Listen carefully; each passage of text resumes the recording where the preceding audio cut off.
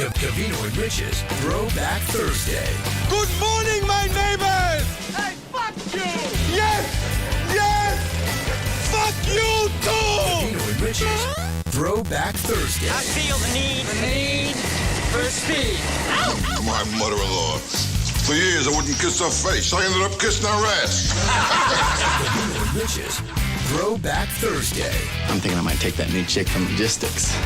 Things go well, I might be showing her my O face. Oh. You know what I'm talking about. Covino and Rich's Throwback Thursday. This is your last chance.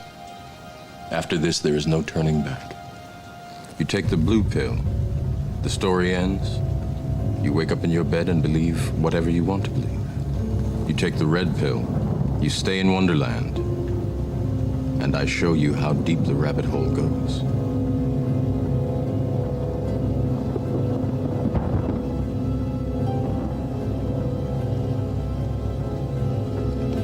Remember, all I'm offering is the truth, nothing more. 1, 2, 3, 4. Don't mind if I do! Covino and Rich. Honestly, how do I deal with you every day? Heard all about on the radio. Holy mother nugget! And holy mother meatball! I'm the smartest man alive! You're so ridiculous. What? You're such a fool. Get out of here. Oh, I'm a disc jockey. What's a disc jockey? Here we go. Covino and Rich. Let's go. Let's do this. Let's go! Let's go. Good morning. How do you do? How do you do and shake hands? It's a big announcement, Throwback Thursday. Big announcement Thursday, bro. Woo! Big announcement, bro. Hashtag that shit. Big announcement, bro. Welcome to our show. Big announcement, bro. Big announcement, bro. Big announcement, bro. What Throwback Thursday clip did we play? Matrix? Welcome to the show. Oh, no. Dude, I'm dealing with stuff. Oh, okay. Well, we did that for a reason, because as of today, new trailer's out for The Matrix Resurrections, December 22nd on HBO Max. But, big announcement, bro. Covino, Rich, and Spot, let's rock out. Big announcement, bro, and that's what's up. Big announcement, bro, and fucking big announcement, the man. A big motherfucking announcement. Who is excited for football tonight? Football Thursday, bro. Hashtag that shit. Football Thursday, bro. So, sports, entertainment, life. Welcome to our show. Steve Covino, Rich Davis, Spot, the producer. He's here. Spot is doing double duty because he's producing the show, running the operations, and also trying to, repair Rich's wall in the background. You ruined Ruined. your wall. Ruined. And I feel bad. Well, It makes me sad because it was so pristine. It's And his impatience. it's your impatience. It's your impatience. It's your impatience. it's not my impatience. It is your it's impatience. It's your, not the plant. I have a It's your question. impatience. It's funny. It's funny. It's funny. Just let it die. Let's not be sad Funny. right away. That's It's funny. funny. It's funny. It's funny. It's Look what funny. you did. It's funny. Hanging up those It's cheap funny. ass, shitty soundproofing. Rich, look up. Laugh. It's funny. I would have never stuck those sticky ass things to my freshly painted brand new walls. Fuck that. Well, you didn't have the recording I needed to do. You didn't need that shit. Those So, egg crates didn't. You don't even use it anymore Yeah, because well, I'm here. Anyway, You do your recording fine. if you look in the background, all the sticky stuff from the soundproofing that Rich threw up, half-assed that we laughed about, it's all sticking to the walls, man, and it's Yeah. impossible to get off. Yeah, this is not. This is Stuff's not gonna go over it, and that was never designed to be. I guess you would say Spot's area. Spot's corner. my so corner. I Yeah. never. it was it's- never. It was it's- never designed to It made me have that. It made me sad because I looked at it and I'm like, this makes the most sense, but it's the worst backdrop ever. I get it. It's just a head shaker. Like, Well, I mean, it's cheap, shitty soundproofing.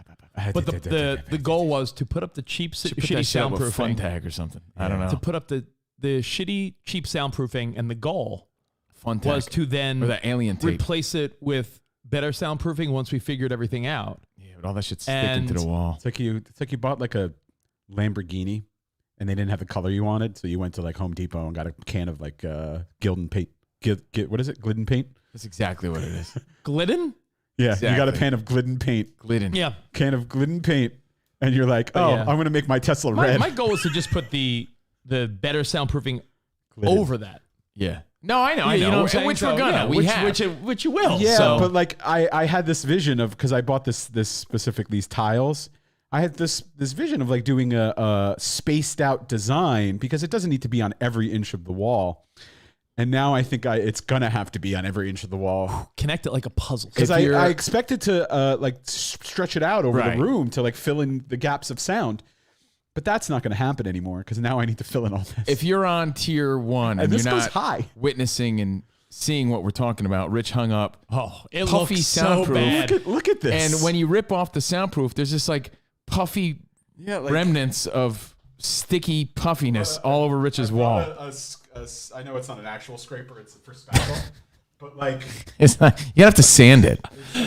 Sandy. Well, yeah.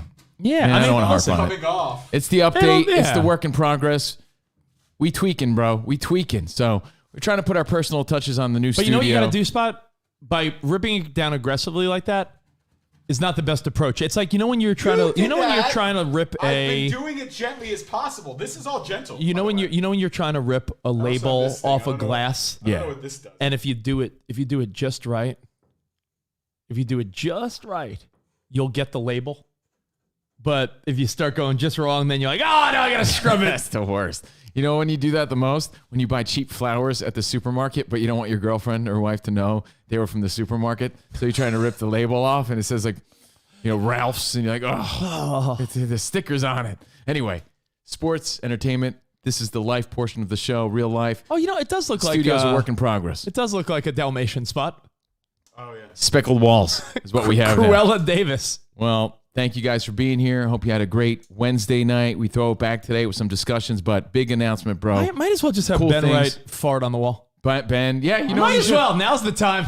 Honestly, Just write fart on the wall. Do it. Hair dryer. Hope I know. you're- Bill Jackson. That's right. Really? Yeah. Hair dryer gets that off? Yeah. Any adhesive. can I run a hairdryer during the show? The whole show. The whole fucking show, Spot. 2 words, magic eraser. Yeah, there's a way to get it off, and my contractor will repaint or redo anything we do. That's part of the deal. Like they still haven't done the touch. Yeah, they're coming in here to repaint the whole house like one final touch. So Which is whatever the we don't truth get, to why Rich didn't really care that much. I didn't care because there's so many. So they'll replace this wall. That's cool. Don't bang that wall too hard. It's that's just on the other side of the wall. There's nothing. There's no big thing Honestly, behind I'm going that. to put my head through it, so they have to replace it. Well, welcome to our new studio. Welcome Yeah. to the show. Heat up the glue with a hairdryer. Yeah. Personal touches coming soon. By the way, why wouldn't you just get flowers from Ralph's? Be a man. Like, why I are you ripping off, but why are you you ripping try off the to- label? Because you don't rip off the price tags. Oh, you do? Fucking genius, Lenny Pavo. Yeah. So anyway, hey, speaking of personal touches and the studio in the works, we got some gifts. When it mail, we got mail. Ooh. Oh, I have more in my car. Letters. We Yeah. get letters. Look, Carrie Kuhnman sent us something. Carrie and Poufador Paul. That's been at my. By the way, can you not show my address? Can you? I mean, it was pretty quick. Was it? Yeah. People are kind of weird. If a hairdryer doesn't work, buy a heat gun at Home Depot. You guys make every day a hot dog legs kind of day. She Carrie painted Kuhnman. that? Yeah, she painted. Oh, it. beautiful. Yeah, what do you think? It's a I painting. thought she bought it at a gift It shop. says Carrie. Wow. I Wow, thought she look at bought it that. at a charming Are those, shop. are those her legs or hot dogs? I don't know. I'll never know. Maybe we're gonna have to hang this somewhere. I love it. Thank you, Carrie. That's awesome. By the way, buy her And a piece of cardboard. Buy her flowers from Ralph's and give her the receipt. Be a man. Be a man. Yeah, charge it for him. This is beautiful. Yeah, we I got actually, something else. I actually really love this. really we got to fun. frame this, babe. I have extra frames inside. We got to frame this. It's really funny. It's beautiful. Hold on, I'm gonna put it over here. And something else we got in the mail today. Hey guys, Not today, but okay. I got this years ago for some reason, and my girl doesn't want it. Doesn't want it hung in the kitchen anymore. Go figure. Haha, figured it might make a good addition to the new studio. Mike Velasco, Chicago Mike. who I believe is moving. Chicago Mike's no longer Chicago Mike. He's moving to what? Texas? Yeah. Give it his address. Texas Mike. Look at that. If you want to send, You're like Rocky Balboa. this is like Throwback Thursday. Greatness. Thank you, man. Thank you. So we really appreciate it. Here's the address if you want to send us stuff. This is the address. I have stuff in my car. Trying to send me some high-end tequila. I appreciate that. I visit Tito's. I visit our post office box like once a week. So Okay, Trying to that's send good. Rich $9 sneakers to add to his collection. actually, I get a notification when stuff comes in, and I get excited and I go pick it up. Nice. Well, thank you guys. And I know we get packages every day, so we appreciate it. Let's Yeah. get into this, man. Let's Just, get interactive. Let's take some phone calls. Let's say what's up. Hope you had a great Wednesday night. I hope your Wednesday night was better than the Yankees Wednesday night, who lost 5 in a row. That fires me down. So I just moped around and watched Ted Lasso to lift my spirits. And he does. And he does. Every time. He What are does. you up to? I finished season 1. So, Fantastic. yeah, finished season 1. I like it. I like it. I like it. I like it. Well, it's easy to watch. That's a really big part of it. And then, like Rich said, if your team sucks like mine, today, life changes for the next few months. Football begins. Cowboys, Buccaneers. We'll talk about that. Yeah. So, and again, big announcement, bro. Where's Spot going? I don't know. Well, yeah. Oh, go get it. Go get it quick then. Okay, yeah. Spot's running out to his car. But anyway, I hope you enjoyed your Wednesday. Hope you enjoy our Patreon. Excited to make, again, an announcement that Yeah. could be the start of cool new things. Agreed. New doors opening. Just pick flowers from your neighbor's yard. Be a man. Be a man. Be a man. I mean, everybody does that. I mean, are people really questioning that? You buy something, you rip the price tag off. Of course you did. No one Right. keeps the tag But on. it But usually happens to me with the crinkly plastic. you could on the dress up. flowers. You could dress up some supermarket flowers, make them look a little nicer. I know you're saying. I got you. Yeah. Happens. Or people? I hope you guys really aren't questioning that. Anyway, welcome to the show. Franz is saying he's with you, Covino. It took him a while. I finally got hooked on Ted Lasso. Took me a good 4 episodes, but now he's in. I can't say I'm hooked yet, but I could see it getting better. It's definitely better. I like the cheeky characters. I even like the owner. I like the owner. Yeah. I think she's great in the show.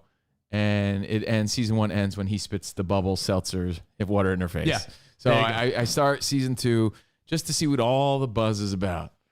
Okay. Ooh, is this the big announcement? No. Thank you, Mr. McFeelme. What do we got? Special delivery. I got it yesterday. Ooh, caramel popcorn. Let's see. Hope a little taste of Maryland. Little taste of Maryland. You guys are too kind. From Adam in Salisbury, Maryland. Adam in Salisbury, Maryland. Thank Is that you, where buddy. they make the steak? I don't know, but check this out. Look at that. Wait, we all get a bag? Yeah. Look at that. Wow. Honestly, Adam, what a guy. it's heartwarming. Old Bay. What is this? Old Bay caramel popcorn. That sounds fantastic. Old Bay. Isn't that what Sarah calls Rich? Old Bay, yeah. I wanted to say it before you did. Yeah. So anyway, Fisher's popcorn from Adam in Maryland. Our popcorn just tastes better. Thank you, man. There you go. Thanks, That's buddy. cool. Little taste of home from your home to ours. Really nice. And like I said, in a world where everybody sucks, I feel like Ronnie Chang, comedian. I want everything now. Prime now. Where's my Covino and Rich merchandise? I want it now. Prime now. Where is it? I want it now. It's coming soon. Print on demand. Well, I also feel like everybody sucks, man. Everything sucks. Everything sucks. Ted Lasso sucks. But when everybody sucks, in a world where everything stinks and the news sucks, it's nice to get happy little reminders from you guys. Well, heartwarming. Thank you. as our buddy Sean Wyman said, your announcement's not Old Bay popcorn, so get to it. Oh, diggity damn. Oh, yeah. Well, we were waiting for Spot. Yeah. The announcement is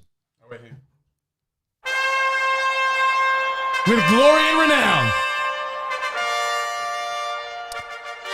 Covino Rich with a new opportunity. Take it away, Steve.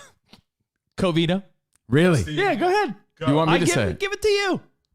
Well, as of today, we, Covino and Rich, the Covino and Rich Show, are now part of the Fox Sports family. Yeah! Fox Sports. Debuting nationally on Fox Sports Radio. Yep. This Sunday, 5 p.m. on the West Coast. Yeah! We are being asked to do a post-Sunday football fun show every Sunday night on Fox Sports Radio, which is syndicated around the country. I believe, over 400 something stations. So you'll be able to find us wherever the hell you are. Spot. Round of applause. And the app. Round of applause. app, and we're yeah. going to be doing it in our very own unique Covino and Rich featuring Spot style. There you go. Boom. And by the way, this is just the beginning. This is how it all started on our last adventure. We got in on the radio end of things. Well, that's national our in. radio. The in. This is our in, and that's where we shine the brightest. The in is radio. Yeah. The in is always radio. The in is radio, and then digital, TV, who knows? Because radio is where we will then show them, like they said Covino about Derek Rich. Jeter, when the lights shine bright, he shine brighter. When the shiny Fox Sports lights are shining on us, when we're doing radio, we're shining brighter. Well, as you and I have can't talked wait. about, as you and I have talked about off the air, it's sort of fun to play with a chip on your shoulder, and it's gonna be really fun to bring it to Fox, considering how things went down with Sirius and ESPN, and some of the bad luck involved with the pandemic and everything, but. A fresh start. It's the rise of the Phoenix. A fresh start. It's the return of the Mac. At Fox Sports Radio. It's worth it. I'm playing it. Really? Or give me the rise of the Phoenix, too. Tenacious D. Rise of the Phoenix. You know what it's like? It's like... Throwback, bro. It's like posting that new picture of you and your hot new girlfriend. That's what it's like. Yeah. Fuck yeah. Yeah. Give me a little fuck yeah. Return of the Mac. Rise of the penis. Yeah. I mean Phoenix. So... Again, debuting nationally on Fox Sports Radio this Sunday, and hopefully every weekend moving forward. Yeah. To do our thing, the same stuff we do here, but a little more sports focused. That's what's up. Oh, by the way. Yeah, That's right. Fox Sports is on Sirius XM, so if you still have Sirius XM, you can listen there as well. Oh, I love that. Yeah. You can't get rid of us. We're like dog shit. We're everywhere. So, Fox Sports Radio, which is on SXM, which is on, I think, what did they say, 400 channels across the country? It's ridiculous. We're back on, by the way, back on terrestrial radio and satellite radio. Channel 83 on Sirius. Yeah, hilarious. By the way, guys, Channel 83. I want you to know, I don't take it for granted that, Covino and Rich figures out a way to get amazing opportunities. This is Fox Sports Radio, Fox Sports nationally, a part of the Fox Sports family. So super excited. It's a super dope brand. And I believe we're under the Disney umbrella once again because Disney bought out Fox Sports. Yeah, but I don't know if you get paid from Disney, do you? I don't know. I don't think you're getting your Disney pass back is what I'm saying. Oh, I don't know. I don't know what the perks are, but that was a recent purchase in the past few years. But either way, when the chips are down, when the ship goes down, you better get ready. When the ship goes down, we're back. 3-hour show, correct? Yeah, 3 hours. People are asking. 5 to 8 this Sunday night.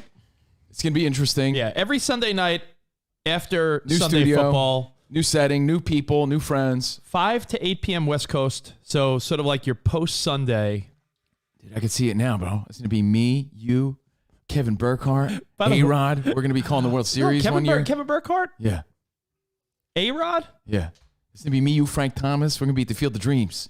That's what it's all about. Yeah, You're bro. going to be, you'll be hanging with Skip and Shannon. I'll be like Pete Rose, sticking my head into the shot. Hey, what's up, guys?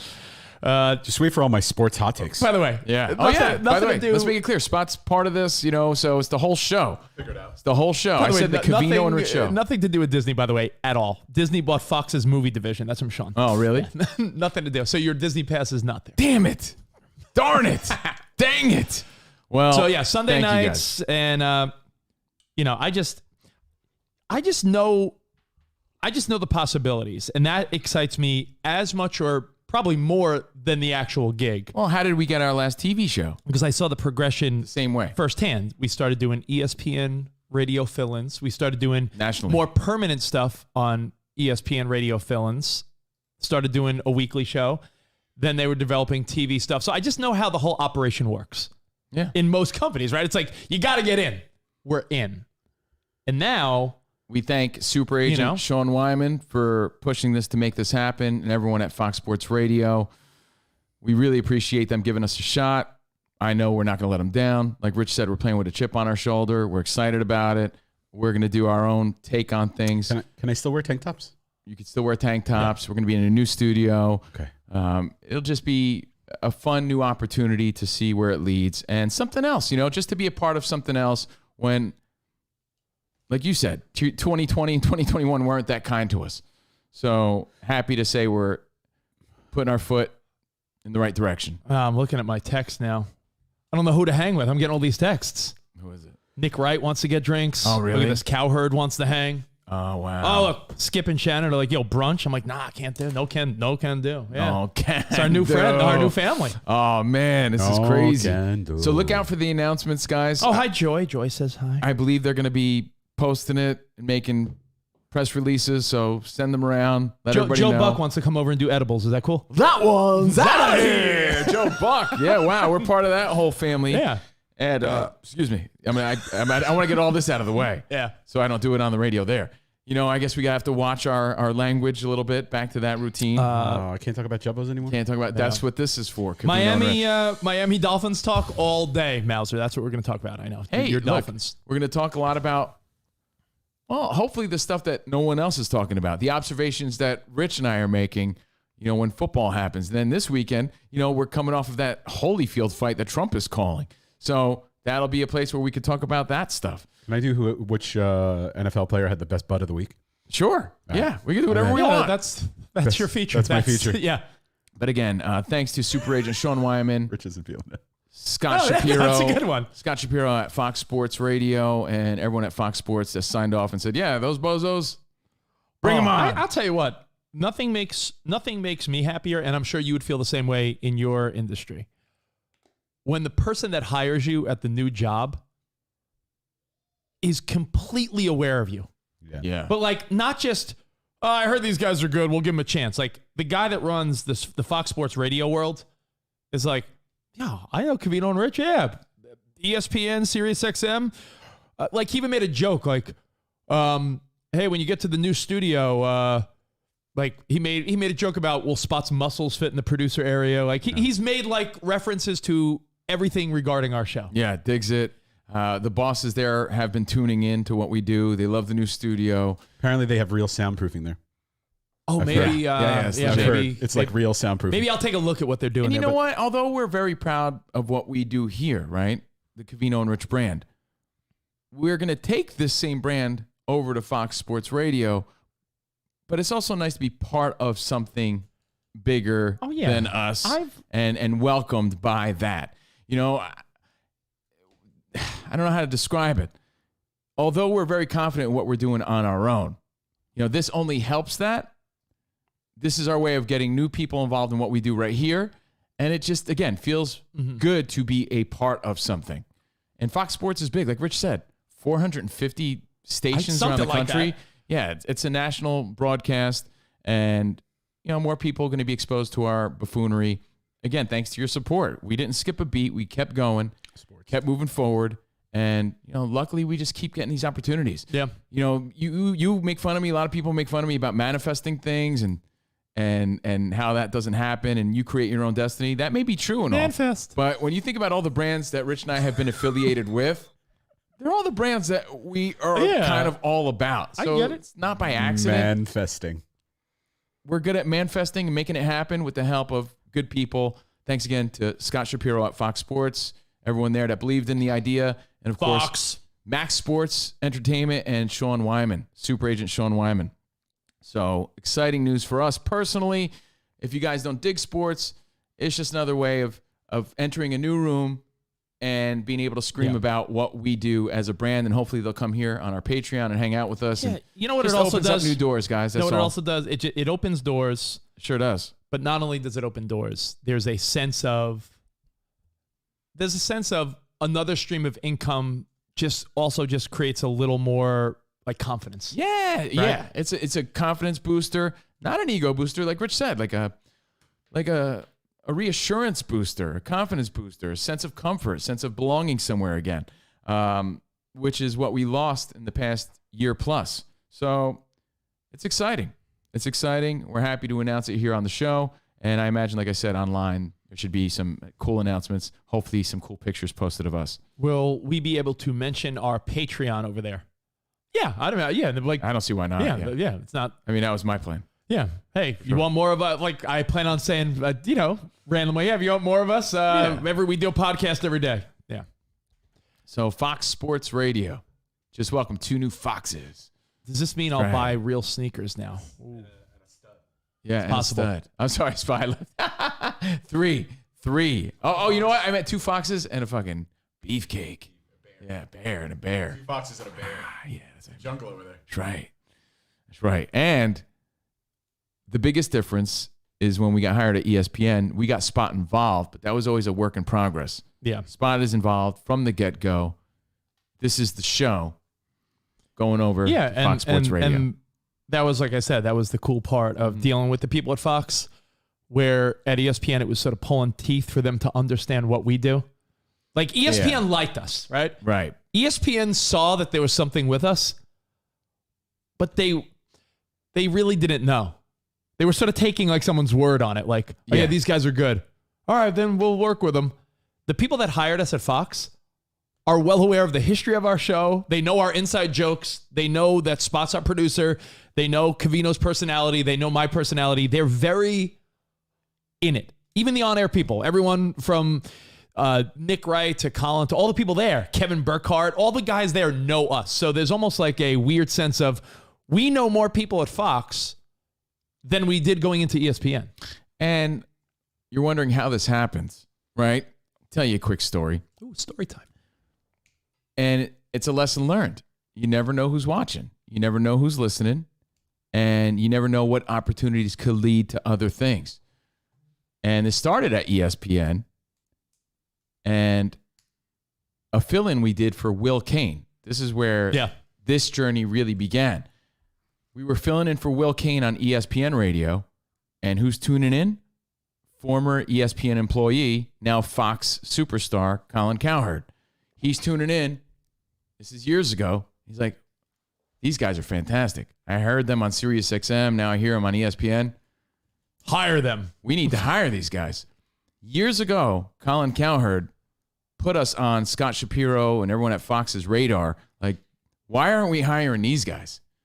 These guys are talking about the stuff we need to be talking about. There's nothing going on in sports right now, and they made a conversation about Dale Murphy, hilarious and entertaining, hire these guys.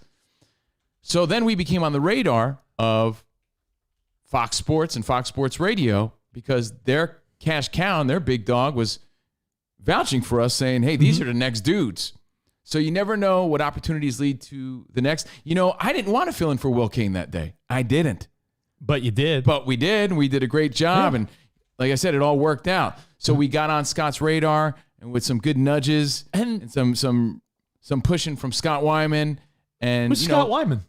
Scott, he's Sean's. Already forgot about him. Sean's evil brother. Yeah, he has a goatee. Yeah, Scott and Sean. But no, tag team partners. It's pretty wild too because behind the scenes, which this whole show is really just behind the scenes. Our Patreon, it's one big family. Behind the scenes, one big mob. We had an agent who was full of false promises and turned out to be sort of a piece of shit.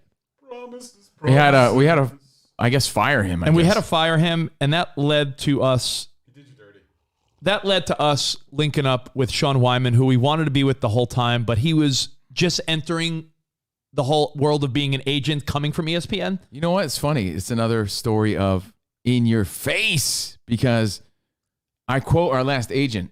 Our last agent said to us, there's just no market for us in the sports world.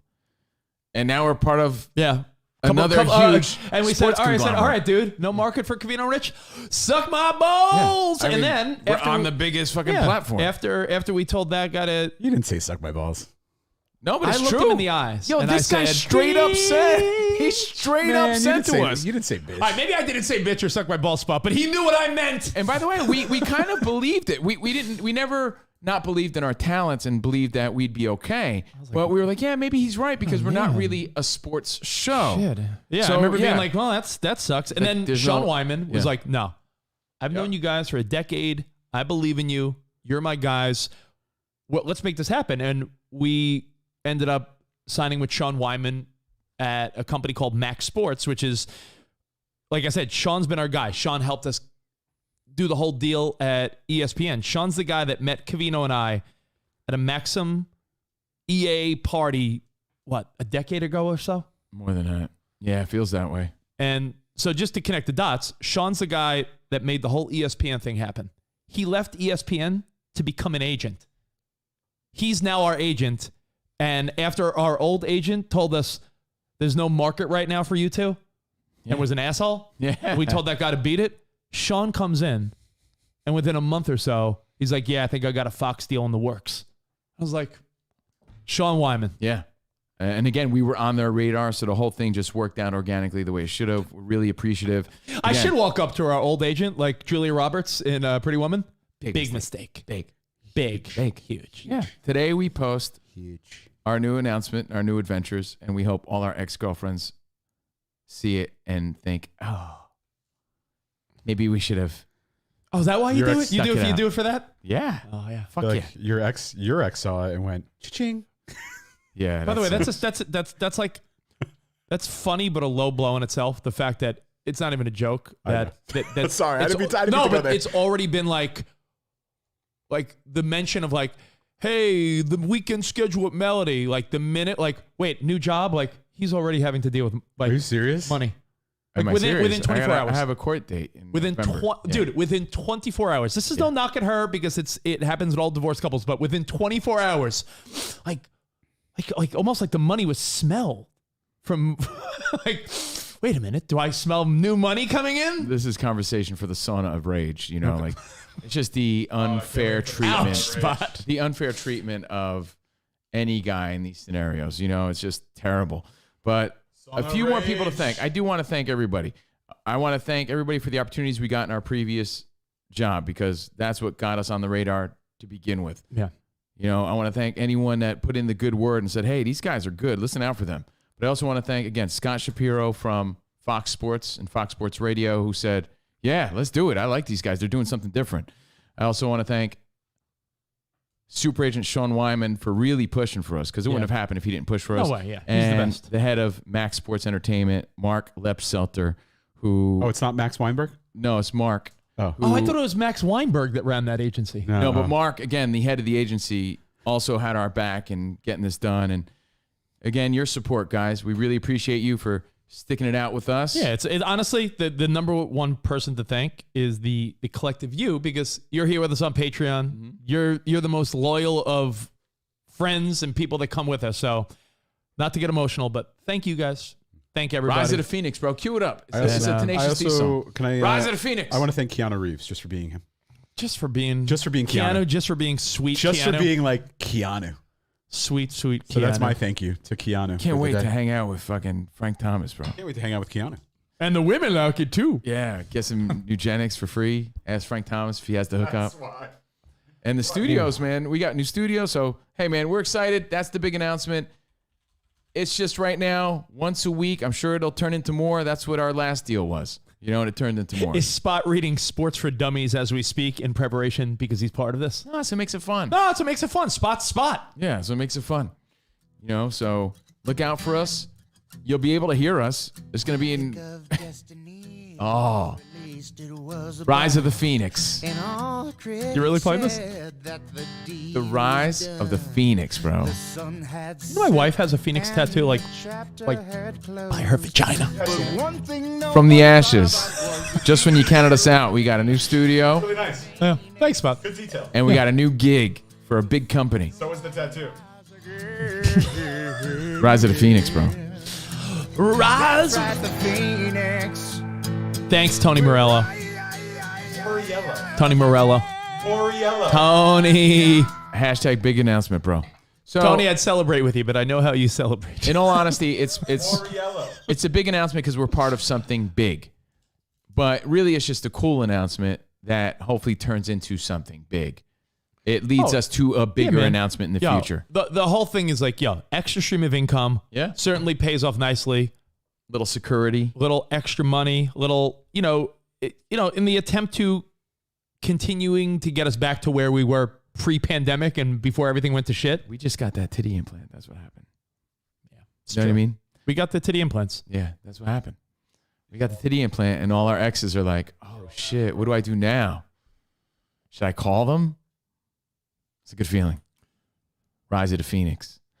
So, I digest. What is it? We are Fox Sports. Is that the little thing they do? Maybe I could be one of those, like, maybe I could be like one of their mascots or something. You? Yeah. Oh, no, Spot. They didn't tell Spot what his part of the deal is. Right. Spot, you have to dress up like a robot for Sunday football. Oh, you know those NFL robots? That's what I was hoping to do, yeah. No, Can I just paint myself silver like in Eurotrip? Yeah. Spot. That's why. Spot, by the way, side note. That's why Spot's been getting ripped because he's just going to paint himself silver. He's the new NFL Fox. No, he's robot. the Fox in Fox Sports. We are Fox Sports. It's going to be wild to be identified with something new. But again, you just, as Derek Jeter said in his speech yesterday, his dad always told him, Derek, just keep adding to the resume. And like I said, what would Derek Jeter do? Wait, people are saying, I keep adding to the resume, man. I can't wear my $9 sneakers to the Fox studio, huh? I mean, if you want to fucking set that bad impression, I mean, yeah, put that guy on TV with his hobo shoes.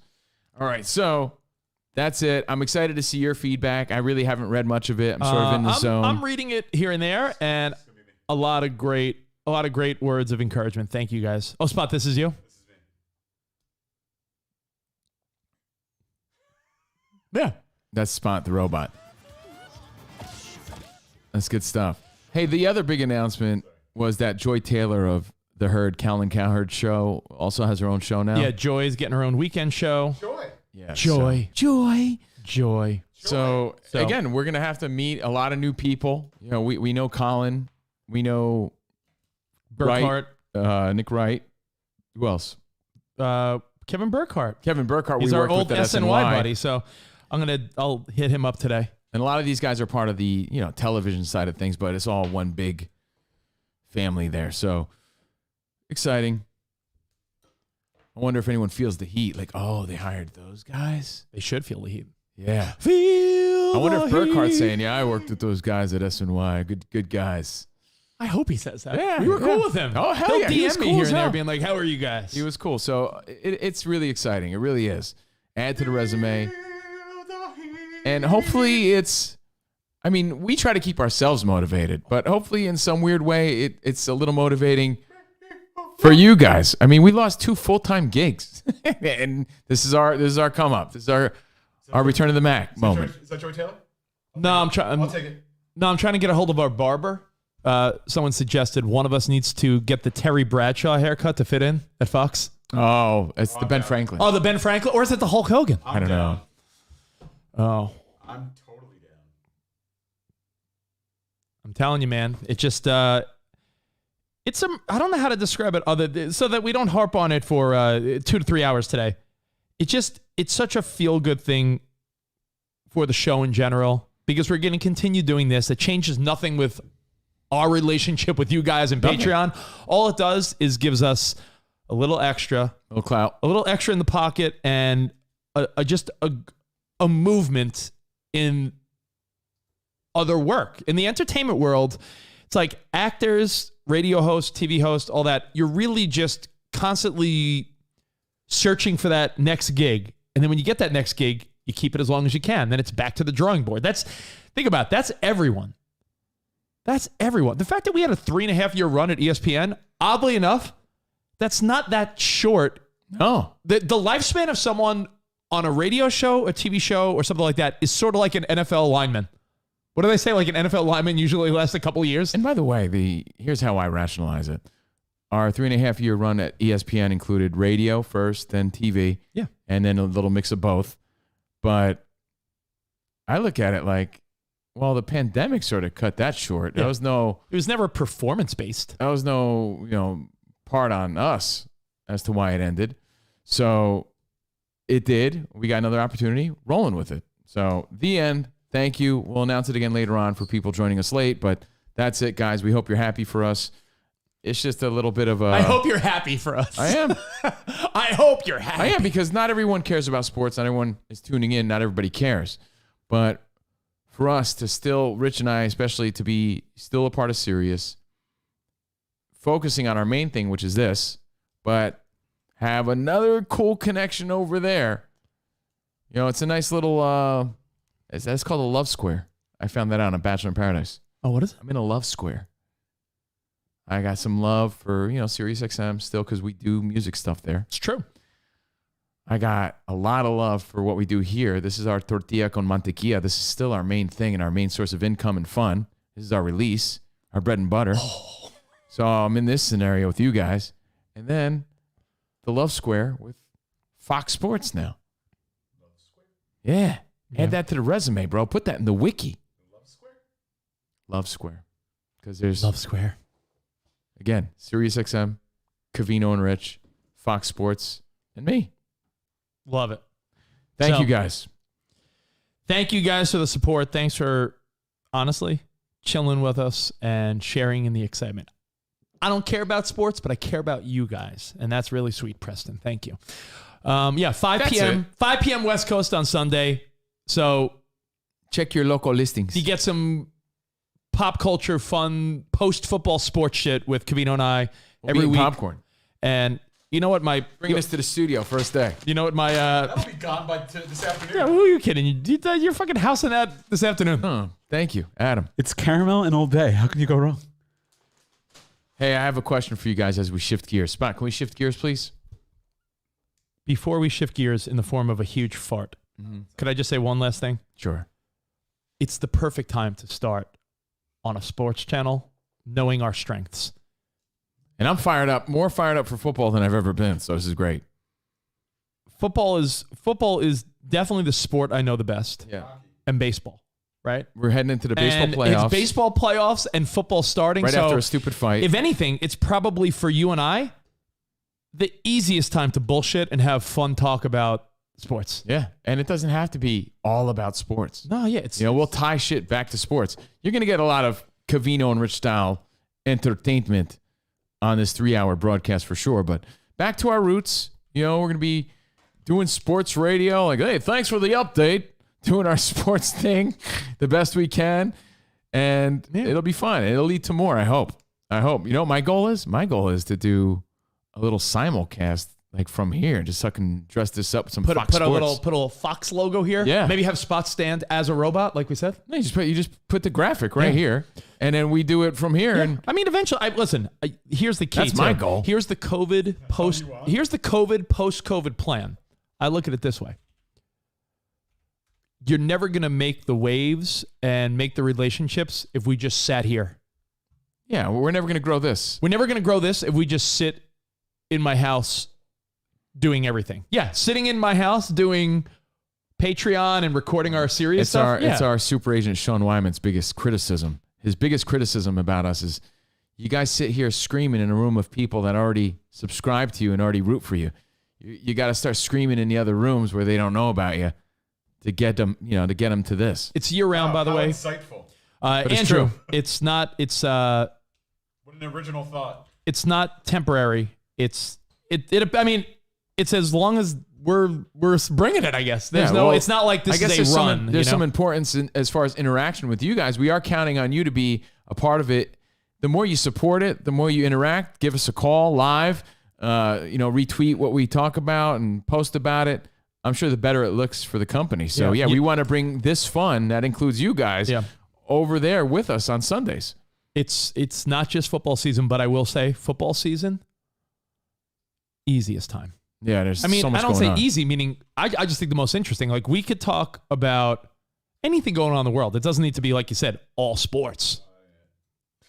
But the reality is football starting, baseball playoffs, such a way more interesting time of the year in sports than, let's say, midsummer when it's like baseball only and nothing else is really going on. So can't wait. Like Bart Scott. Thank you, Andrew. The return of wiper blade commercials. Maybe, Stefan. Return of the Maybe. Mag. Return of the Mag. Maybe the return of some mattress commercial that we have to read. Oh, they love commercials over there. Any other feedback? Let's see. Love them. I'm glad we got this job because it would have been the return of my Yeezys because I paid a lot of money for those. Yeah. So it's good to have another source of income, guys, and like security. And again, there it is. See, this is how it could be. Sean Wyman, send this over to Fox. Ready? Yeah. Hey, what a game last night, huh? Unbelievable. My God. You don't have to say unbelievable. It's a regular conversation, but we do this with the Fox logo right there. Unbelievable. What are you, Adam Shine? Sports guys always go, unbelievable. Man, what a game. What a game. Tom Brady, unbelievable. Hold on, Spot. Unbelievable. What a game. Unbelievable. Hey, did you hear, did you see that What a Holyfield run. fight last night? Unbelievable. What a run. Unreal. Unreal. What a run. Hey, man, you think the Buccaneers got what it takes to win again? Unbelievable. Unreal. Did you see the ass on Tom Brady this week? Spot, is he your ass of the week? He's my ass of the week. But Bam. we could easily do this. But it airs Unbelievable. again, nationwide. My guy. Nationwide like the warehouse. Nationwide. Starting this Sunday, 5 p.m. on the West, 8 p.m. on the East. Oh. Let's move Who's on. better than this And guy? Not only that. Sports. The fact that sports gambling is like the focal point of so much sports talk now. God. I'm gonna be inside my heaven.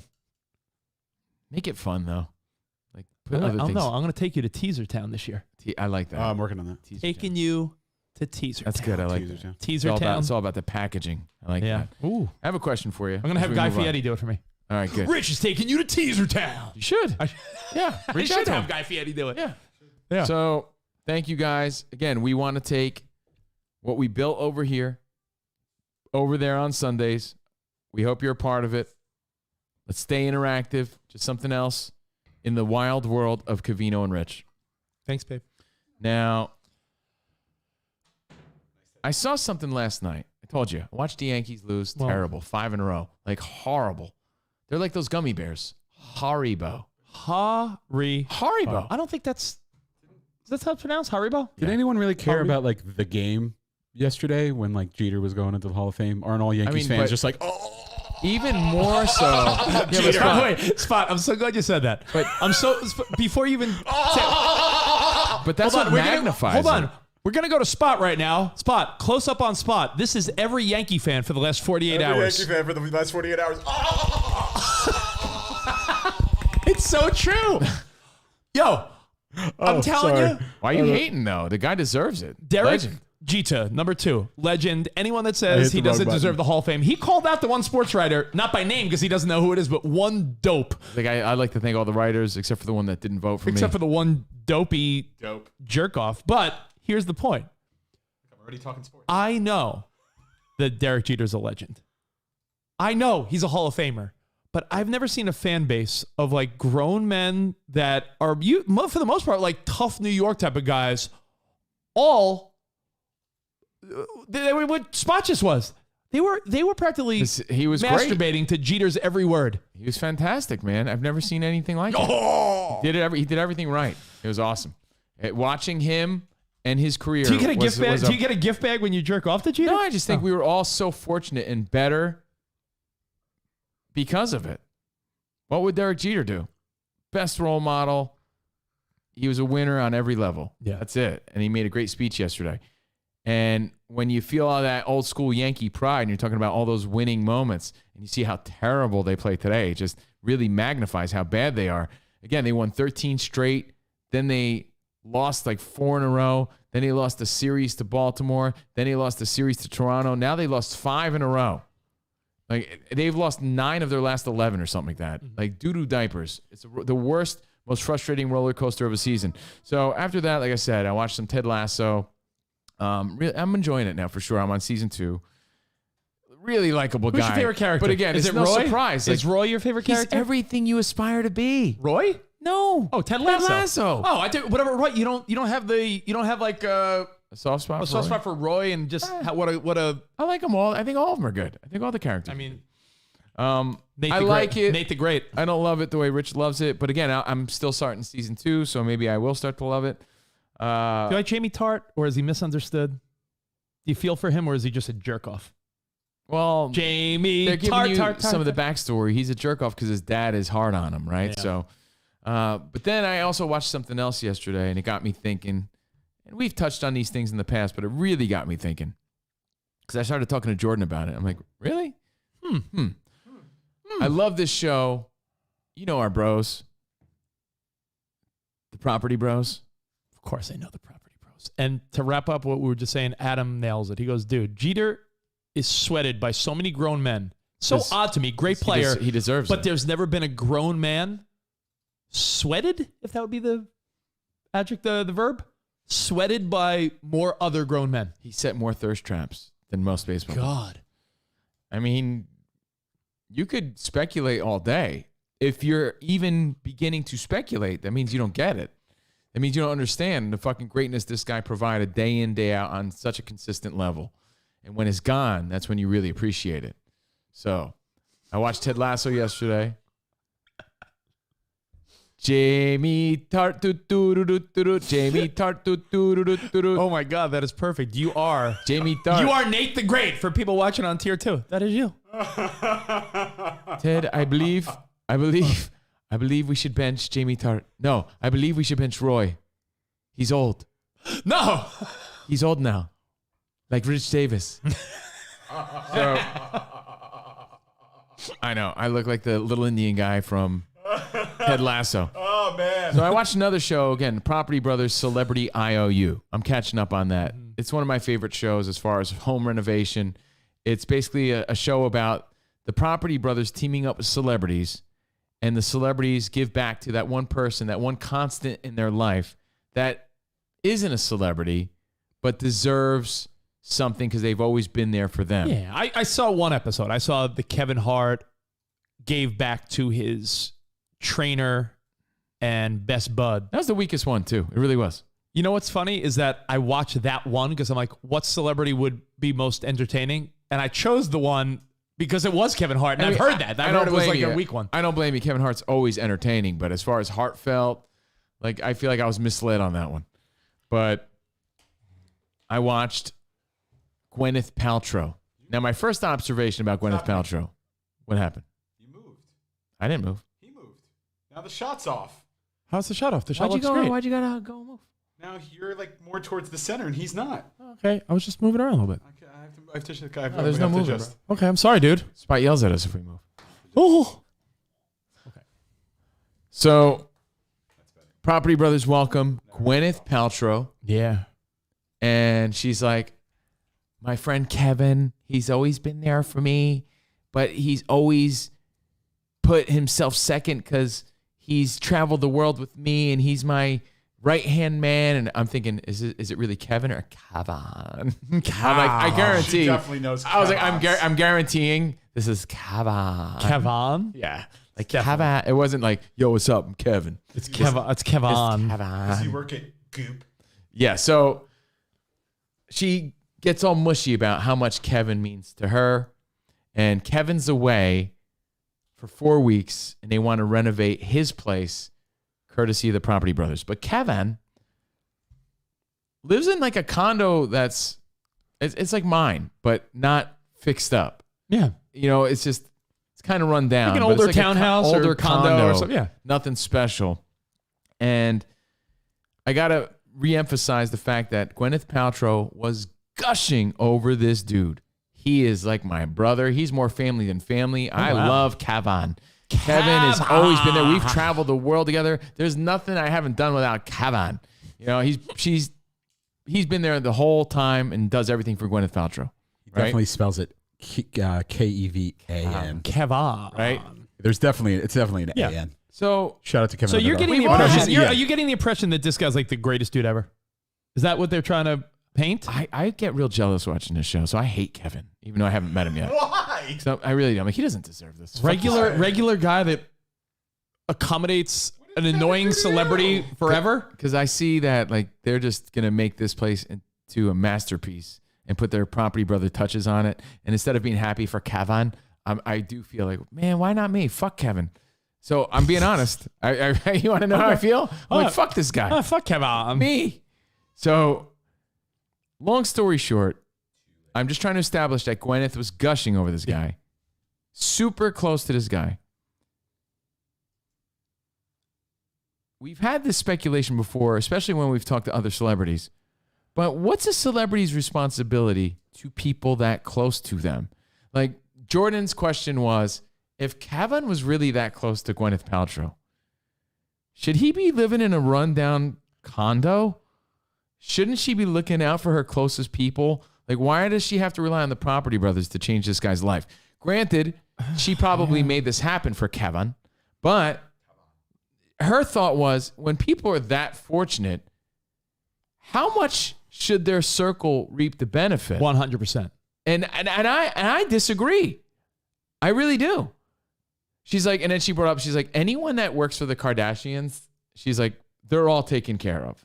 You know, everyone in that circle is taken care of as a result. They're part of it now. Hey, Spot. She's like, Gwyneth Paltrow's super successful, has tons of Coldplay money, you know, and Kevin's living in a rundown, needs repair Coldplay money condo. and her own money. Hey, Spot, if there's a way for you to find that. I'm saying that she has that too. If there's a way for you to find that social media experiment where they show what $1 million is versus $1 billion in grains of rice. Oh, I love that. Yeah, but I look at it this way. No, and I bring that up because some of these people we speak of are billionaires, which is the counterpoint to you. Yeah, there's some people that have a net worth of $5 million, and you're like, oh, they don't have as much money as I thought. They're a celebrity, but they're probably just maintaining their own life.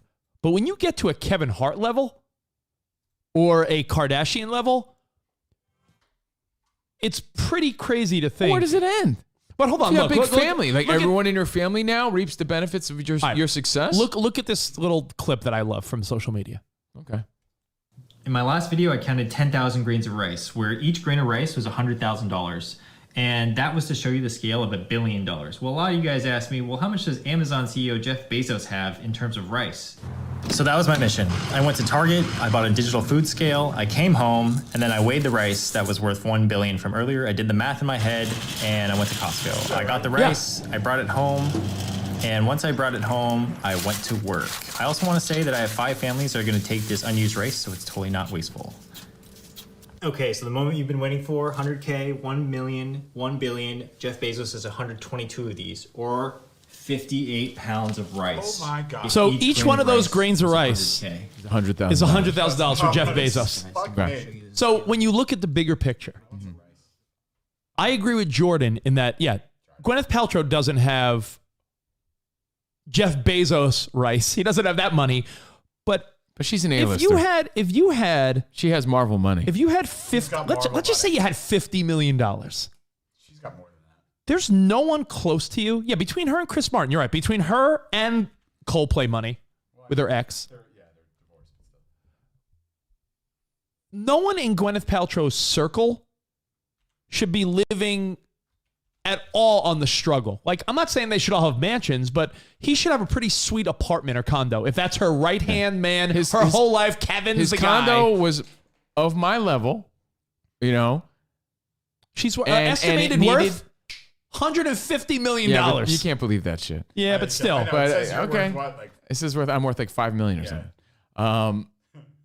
Imagine my place that needed even like more repair, right? Like there was a mold issue in his place and things like that. So I gotta turn that off again. no. So my thinking was, well, what do you think? Everyone just gets a handout because you made it? Like I get it. You take care of your family. You buy your mom a washing machine like Richie Valens did. You know, you buy her a house. You take care of the people closest to you. But that means you take care of all your buddies and all your circle.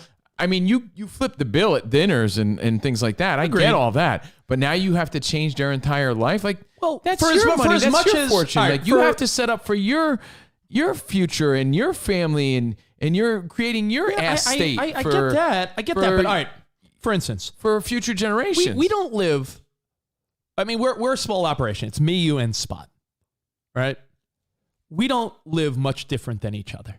It's not like someone's living in a multi-million-dollar estate and someone's in like the fucking hood. Kind of an ass state. Right? No, we're not like that. But let's say You live in a $1 million plus home, and I live in a fucking 1,200 square foot apartment. There's a little bit of a difference. yeah, but we don't live drastically different. I'm saying if we made millions, if Covino and Rich made millions, and let's say Archie was still part of the team, and he was living in a studio, and he was like eating ramen noodles every day, and let's say Covino and I made $10 million a year, you don't think we'd be like, Archie, where you living? Yeah, let's Well, fucking pay him a little more. Like you can't. I don't. I and agree that that's it's good why- for morale, and it's no, it's it's a your good responsibility move. too. It's your responsibility no. too. At that But level, you've- no. You At finally that level, got a piece of the pie. There's a guy that works at the dude, company. did anyone give you a handout? At that I level, never worked you say, I never worked my ass off. Bullshit. I never worked my ass off. Your for- mentor is worth a few $1 million. I Is he never worried worked about you. I never worked my ass off for decades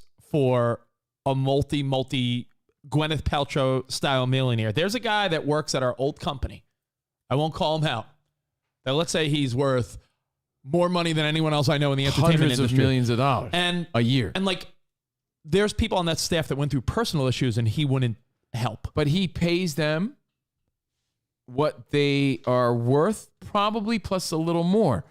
That's it. True. I think that's kind of fair. I think if let's go back to your Archie example. Let's say Mm-hmm. I think that you would not give him a handout and say, "I'm going to put you up in a nice apartment."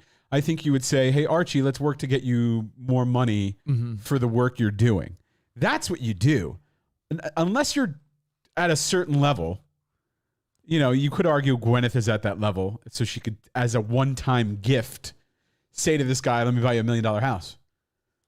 That's what I'm trying to Because say. it's also a Spot. tax write-off. Not everyone lives in New York. Not everyone lives in New York or LA, right? If these celebrities are living more in the suburbs, like, all right, Gwyneth Paltrow, let's play it out. I guarantee you, Just for a second. she lives in like Malibu. If Gwyneth Paltrow lives in Malibu in a mansion, because she should, because she's Gwyneth Paltrow and has hundreds of millions of dollars. Yeah. If her assistant lives in, give me a really shitty town out here, Spot. Looked like her assistant was in downtown, like a nice part of downtown. He had a view of downtown LA. Like, you know, maybe Koreatown. like Koreatown's right near all right, downtown. The assistant Which- lives in Koreatown in It's- a one bedroom. It's gentrifying. But if the assistant lives in a one bedroom apartment in Koreatown There's some and she panorama lives in a city. Malibu mansion that's worth $30 million and it's on like it's right above a cliff in the water, you don't think that, I know that she house. could say, "This guy's been with me for years. Yeah, I'm gonna buy him a $400,000 like one bedroom condo somewhere. I have when someone has that much money, look at the rice I example. think that's your money. That's Yeah, but you can earn only that money. but you only need so much. Yeah, Do you know but when I Kevin is his own man. At Yeah, that but you point. only need so Like, much. I get it. You need all that? Like when I No, go, but I was sure to fuck wouldn't expect it. I wouldn't expect if I had some celebrity friend that really made it, and I was always a part of a circle. I wouldn't be expecting to reap the financial benefits of their success. Reaping the benefits of being their should friend. never expect it. And going places with them as a result, and maybe a few award shows and cool parties because I'm their friend. Yeah, I get that. But I would never expect that my life changes financially and I'm living the lap of luxury because of someone else's success and I'm just a part of their circle. Yeah, why do you think that all these celebrities have trust issues? Because they assume people are around them just to reap benefits. Yeah, like, where does it end? All right, think of an NBA star. An NBA star, right? You're going to tell me, and some of them do, and that's the mistake they Athletes made. are a little different. They spread their wealth around, then they're left with nothing. Athletes are a little different because their window is small. Gwyneth Paltrow could act her whole life and has. I don't think they're Her obligated. mother still acts. Again, it's a 50-50 conversation because Jordan was on the side of Rich. If this dude is that close to Gwyneth Paltrow like a brother, how is he not hooked up already? And I'm thinking, oh, she doesn't owe him a new fucking home. I think she does. Okay, I don't think Only so at all. because you live once, right? Have we established this? I mean, it would defeat, unless you defeat believe the purpose of the show. Unless you believe in reincarnation, and you'll remember it. We live once, and the people around you who are important to you, what is she going to die and just be like, all right, here's my hundreds of millions of dollars from my kids and grandkids and everything? The people that matter in her life now, if you don't take care of them, then what is the point? You think Apple is gonna like work for a living?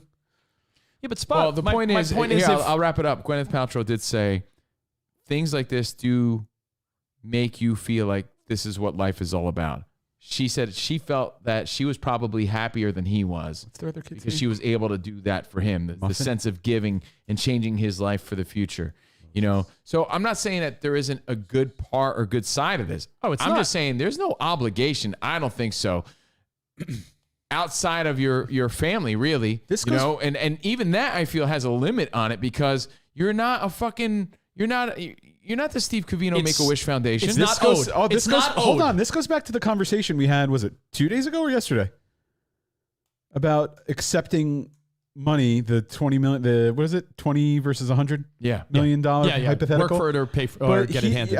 It's the same thing. Like he wants to work for his millions. He wants to have that pride of working for his millions. He doesn't want handouts. So you're never going to change his mind. It's all his pride. His pride is his biggest downfall. Yeah, but you keep saying, where does it end? And Lonnie said the same thing. Where does it end? At my cousin's? I don't think it, but where does it end? This is not some stranger.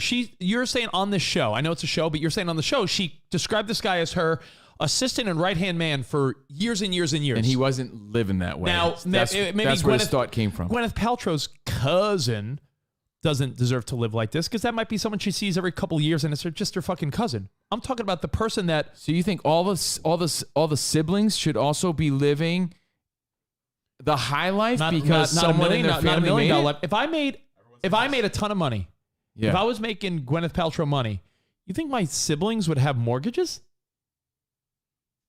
I don't know. You'd watch your siblings. You'd watch your siblings. Spot. You'd watch your siblings pay their monthly mortgages if you made if you had $100 million. What type of piece of shit are you? Because you're still going to reinvest that money for you're still focused on you at some point. Like I think it takes a completely different level of success. I don't know, man. How many times do you see a famous celebrity who has a lot of money and they go back to their parents' house and their parents are still living modest? You know, I don't think they're... For some people, that's enough. Yeah. I don't... Some people don't want more. I don't think you're obligated to do that. I would absolutely... If I... So, in my opinion, I was like, fuck Kevin. He didn't deserve this shit. If I came into money or earned a ton of money, you damn well know my dopey brother, Top Jimmy, my sister Lori, my mom, everyone would be... So your ungrateful brother, Jimmy... Yeah. Is now fucking living in a dope super pad because Rich bought it for him. Why on earth would I watch my brother pay his monthly mortgage when I have $100 million, $150 million? You have 2 kids that don't need $150 million to set up for your lineage, your personal family. You don't need all that. You don't need all that. It's opulence on a level spot that's unneeded. You know what I think of? If you ever see, you guys have watched the show years ago when it was popular. Remember Undercover Boss? I love that show. Because it's so bad. It's so bad. It's so poorly acted. It's so why obvious. does the new employee have a camera crew with them? They always come up with a reason. There's always a reason. Yeah. But the stuff that they give out to the employees they highlight at the end of the show, they're not like super life changing, but they're like enough to help. Like I think they're that's like, fair. oh, your kid, you know, I know you have a kid and they're in high school and you're struggling to make ends meet to pay for them to go off to college. Well, I'm going to pay for their first year's tuition. That's like something like great. that is I like agree with Spot. Here's my goal, and it's along those lines, Spot. My goal is to You're not make it to the changing. point, right? Because we're all in it to win it, guys. My point or my goal in life is to fight for me. You know, look out for number 1 first because I got my own payments and struggles and places I want to get to personally, things I want to invest in my life. I want to go to fucking Tulum and do those things myself first. Cenotes, bro. Second, I want my family members to know that if they ever need it, they could rely on me. And and you don't even have to worry about paying me back. I got it and I got you. You're never in a place to have to worry. You know, I know my mom and dad are setting everybody up for that as well, but hey, big brother Steve, he's doing well. But that doesn't mean I'm giving them shit just because. I agree with Rolando, though. Go ahead. It's greedy, folks. Instead of helping people out, what are you going to die with the money? It's piece of shit behavior. This is Kim. Everyone in my family works and makes a good living. So you think everybody who does well, everybody who does well then, in your theory, in Rolando's theory, everyone who does well, and you look around LA, there's a lot of people that are doing well. Yeah. It trickles down to everybody? Should. I don't think it does. And I'll tell you what, to wrap it up, I saw Kevin at the end of the show, and he came in, he's like, oh my God, what'd you do? He was a Kevin. And he was definitely a Kevin. And he wasn't as happy as I thought he should have been. Oh, thanks, so it Gwyneth. bothered me even more. I was like, if I walked into this place Thanks, and they just Gwen. redid my whole thing, I'm like, fucking no way. I guess it's nice, I'm Gwyneth. like, no way. It's Wait like a second. Where's my house? Sometimes the reactions are so poorly Where is my house? executed. I wanted a house. In reality and in TV shows like Clickbait, right? The show Clickbait we're watching. Yeah. The mother finds out that her son is missing, It doesn't right? look like And she's in the kitchen. She's like, I hope he's okay. If my mom found that I was missing and Oh my yeah, God. Jesus. it would be like the fucking running around like the house was on fire. You know, sometimes it's just so unrealistic or not what you expect. The reaction doesn't match. When Kevin walked into the place on Celebrity IOU, he's like, "Oh my God, It's nice. This is unbelievable. Pretty cool. I really appreciate it." I would be like, "Get the fuck out! This is sick." You know what Covino wants, Mark? Covino wants his reaction I'm like, every are you time he goes to like a serious? new touristy spot. This is unbelievable. How? You know why? Yeah. Because I would feel You're a great kid. undeserving You're- of you that. know what? Kevin feels he deserved it. I don't think he did. Your enthusiasm and physical expression of excitement is why the one time you were asked to be on a game show, you were immediately put on it. Because people can be like, look at this guy's excitement. Yeah, and I froze though. Maybe in Kevin's defense, he froze a little bit. All right, let's see. But- Can I tell you something? I'm not saying you don't give back. I'm not saying you owed. don't owe Okay. like these life-changing moments. Okay, let's. And Jordan was on your team. Can I do the math? Sure. Here. Can you? Yeah. Spot, do you have my TI-82? No, let me get I got an abacus. On a Throwback Thursday, you have my little professor calculator? If I move these bits over here, Yes. that's how I add things. All right, let's go over it. Keith Velez is so dumb. Hey, when Richie Valens made it, he bought his mom a washing machine and a beautiful home in Pacoima. With a guest house. What did he get? Yeah, did he give Bob anything? Keith Velez. He didn't owe it to him. Is Keith Velez like sort of dumb or a little dumb? I'm joking, Keith. You know what it is? He's turning into a meathead, so. Oh, is that what it is? Yeah, Because he's all he's, ripped like, and ripped muscular now, so now. he's like, Oh, is that "What?" what happens to people? Yeah, he's like, yeah.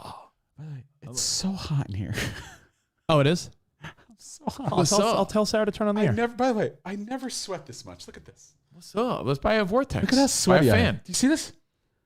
Buy Look a how sweaty nice I am. little Vornado. See this? Vornado. Are they called Vornados? Get a Vornado. See this? Hold on, I'll tell Sarah to turn on. Look at my titty sweat. Maybe it's your fucking juice. It might Yeah. be the juice. Let me might be read juice. you. Oh, but Let me reset the question while you figure this out, though. The question, guys, Sorry. is: let's say someone in your circle makes it, and I mean really makes it, or let's say you make it, right? What is the obligation to the person that made it to make sure their inner circle's taken care of?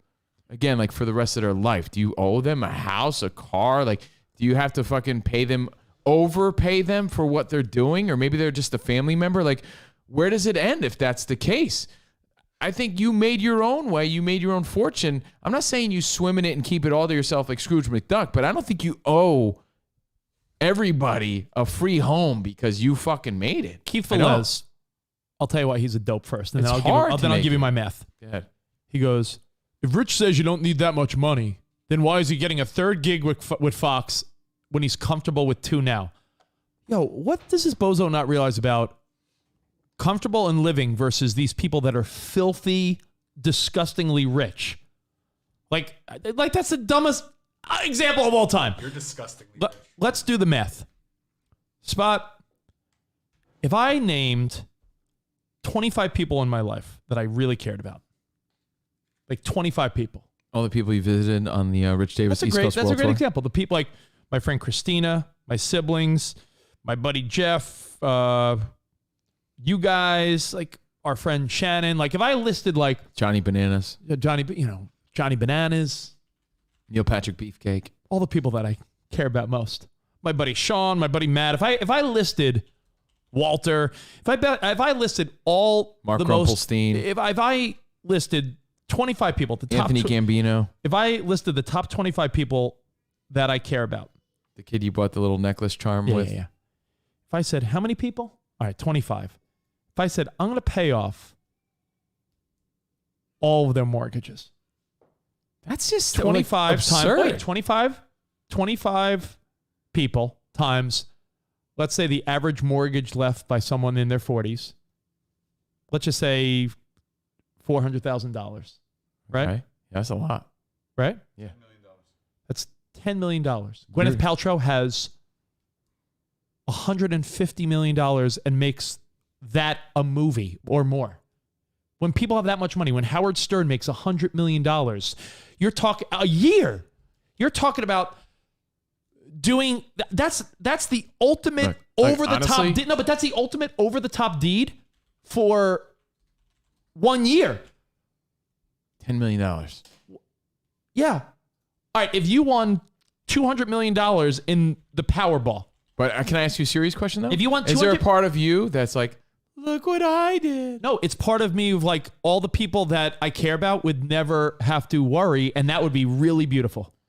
It would be. Right? Imagine if you won $200 million I don't think it should be after expected. tax. Let's say you did Powerball, and after taxes, you came away with $200 million. Let's say it was one of those stupid ones where it's like $300 million jackpot, cash value. Covino walks away with a check, taxes already taken out. You got $200 million, homie. You're trying to tell me? I think $10 million of that. With $10 million of you your, need to do that. You don't think $10 million sounds greedy? I know it sounds greedy. No, I don't think. I disagree with you. Greed on the ultimate Here's how I think. level. You know what I think? Here's how you pay those people back. You fucking rent out a yacht and you That's invite what them. they want. And they want to invite- go on a yacht instead of having their mortgage. You invite paid, them all. dummy. You invite them all on vacation. You know, hang out with you. You pay for their shit. They reap the benefits of being your friend because you're well off. But it's all on you. Like beyond that, I don't think you owe them fucking life-changing listen to you. moments. I Why? don't think But you you- do. because you had a Because life-changing moment. It took a lot of blood, sweat, and tears for you to make that money. But you That's know your what? money. Reinvest it. Reinvested in what though? I don't know. Reinvest it in your fucking Okay. your friends who probably should have fucking paid their own shit off. Here we go. $200 million. You're left with $200 million. The taxes already taken out, right? Just follow the math and please rationalize this for me. And if you can, then I'll just drop it. I think you're being too generous. Not at all. $200 million is a crazy amount of money. I agree, Kinky Blender, but that's like the net worth of athletes and celebrities that have been in the game for a while. A Gwyneth Paltrow, a LeBron James, You a think Kevin all Hart. those guys are doing this? No, but let me finish. They're not. If you had $200 million, if you changed the lives of 25 of your closest family or friends, and we did the math, and that would be like giving them all like $500,000, you still have $190 million left. Plus, you're continuously earning money because you're an A-list celebrity. Spot, your thoughts to wrap it up. Because Rich is Team Jordan. Like, if Gwyneth Paltrow has someone that close to her, he should be living a better life as a result of that. Do you come from that train of thought? A trip of a lifetime is over. And then these people go back to their saying regular just one life. trip. I'm saying those are the benefits you reap from being I have a someone question. I care right about. now, if you had a rich friend, Yeah. would you rather I wouldn't them? expect Would you shit no, from them. you didn't expect it. But if you had choice A, then paying off your mortgage, or choice B, oh, I rented a yacht. Who fucking cares about a yacht? So I look at it as going on a free vacation every once in a while. That's cool. I look at it as like, you know, if you're close to the person, you get to experience things somewhat like the secondary benefits of their life. Yeah. So I'm sure this guy's like going to cool events, Right. going on cool trips. Like, you know, I look at that like She said he's when I been worked with, around the world with her. when we used to do fun things and I used to be able to go places with the show. It's like that. Like you're reaping benefits of being around people. I get it. But I don't think that it's the Such a liberal- person's responsibility. It's not their responsibility, Spot, but it's the right thing to do. It's not. I don't know. How could you, with good conscience? There's no obligation. How could you, with good conscience? If they were down on their luck, there's a level of necessity for help. It's But I like if they were down on, if this guy get were you. down on his luck, Man, it's really if discouraging. like, you know, Okay. his mother were in the hospital with, I'll give you another with example. cancer and couldn't afford treatment, and Gwyneth was like, take care of yourself. That's shitty. And But that's if the she's like, criticism. I'm gonna take care of your mother's bills, that's great. But to say I'm gonna buy you a new house or I'm gonna pay off your mortgage, that's like. And that's the interesting part of the show. Again, I'll give you another example and we can move on. It's all good. Brad Pitt was on this show. Fucking Brad Pitt, superstar. I He mean, said he's Brad Pitt. there is a makeup woman that's been in his life It's like since Keanu the goes on the get-go. show. And she has been part of his career every step of the way. Not only as someone there that's his confidant and his own personal makeup Yeah. person and this and that, but as a friend, a shoulder to lean on, almost like a motherly aunt sort of figure that's by his side, who started off as work but became family sort of scenario. It took the Property Brothers show for him to say, yeah, I'm going to change your life and make it a fucking dope-ass setup for you.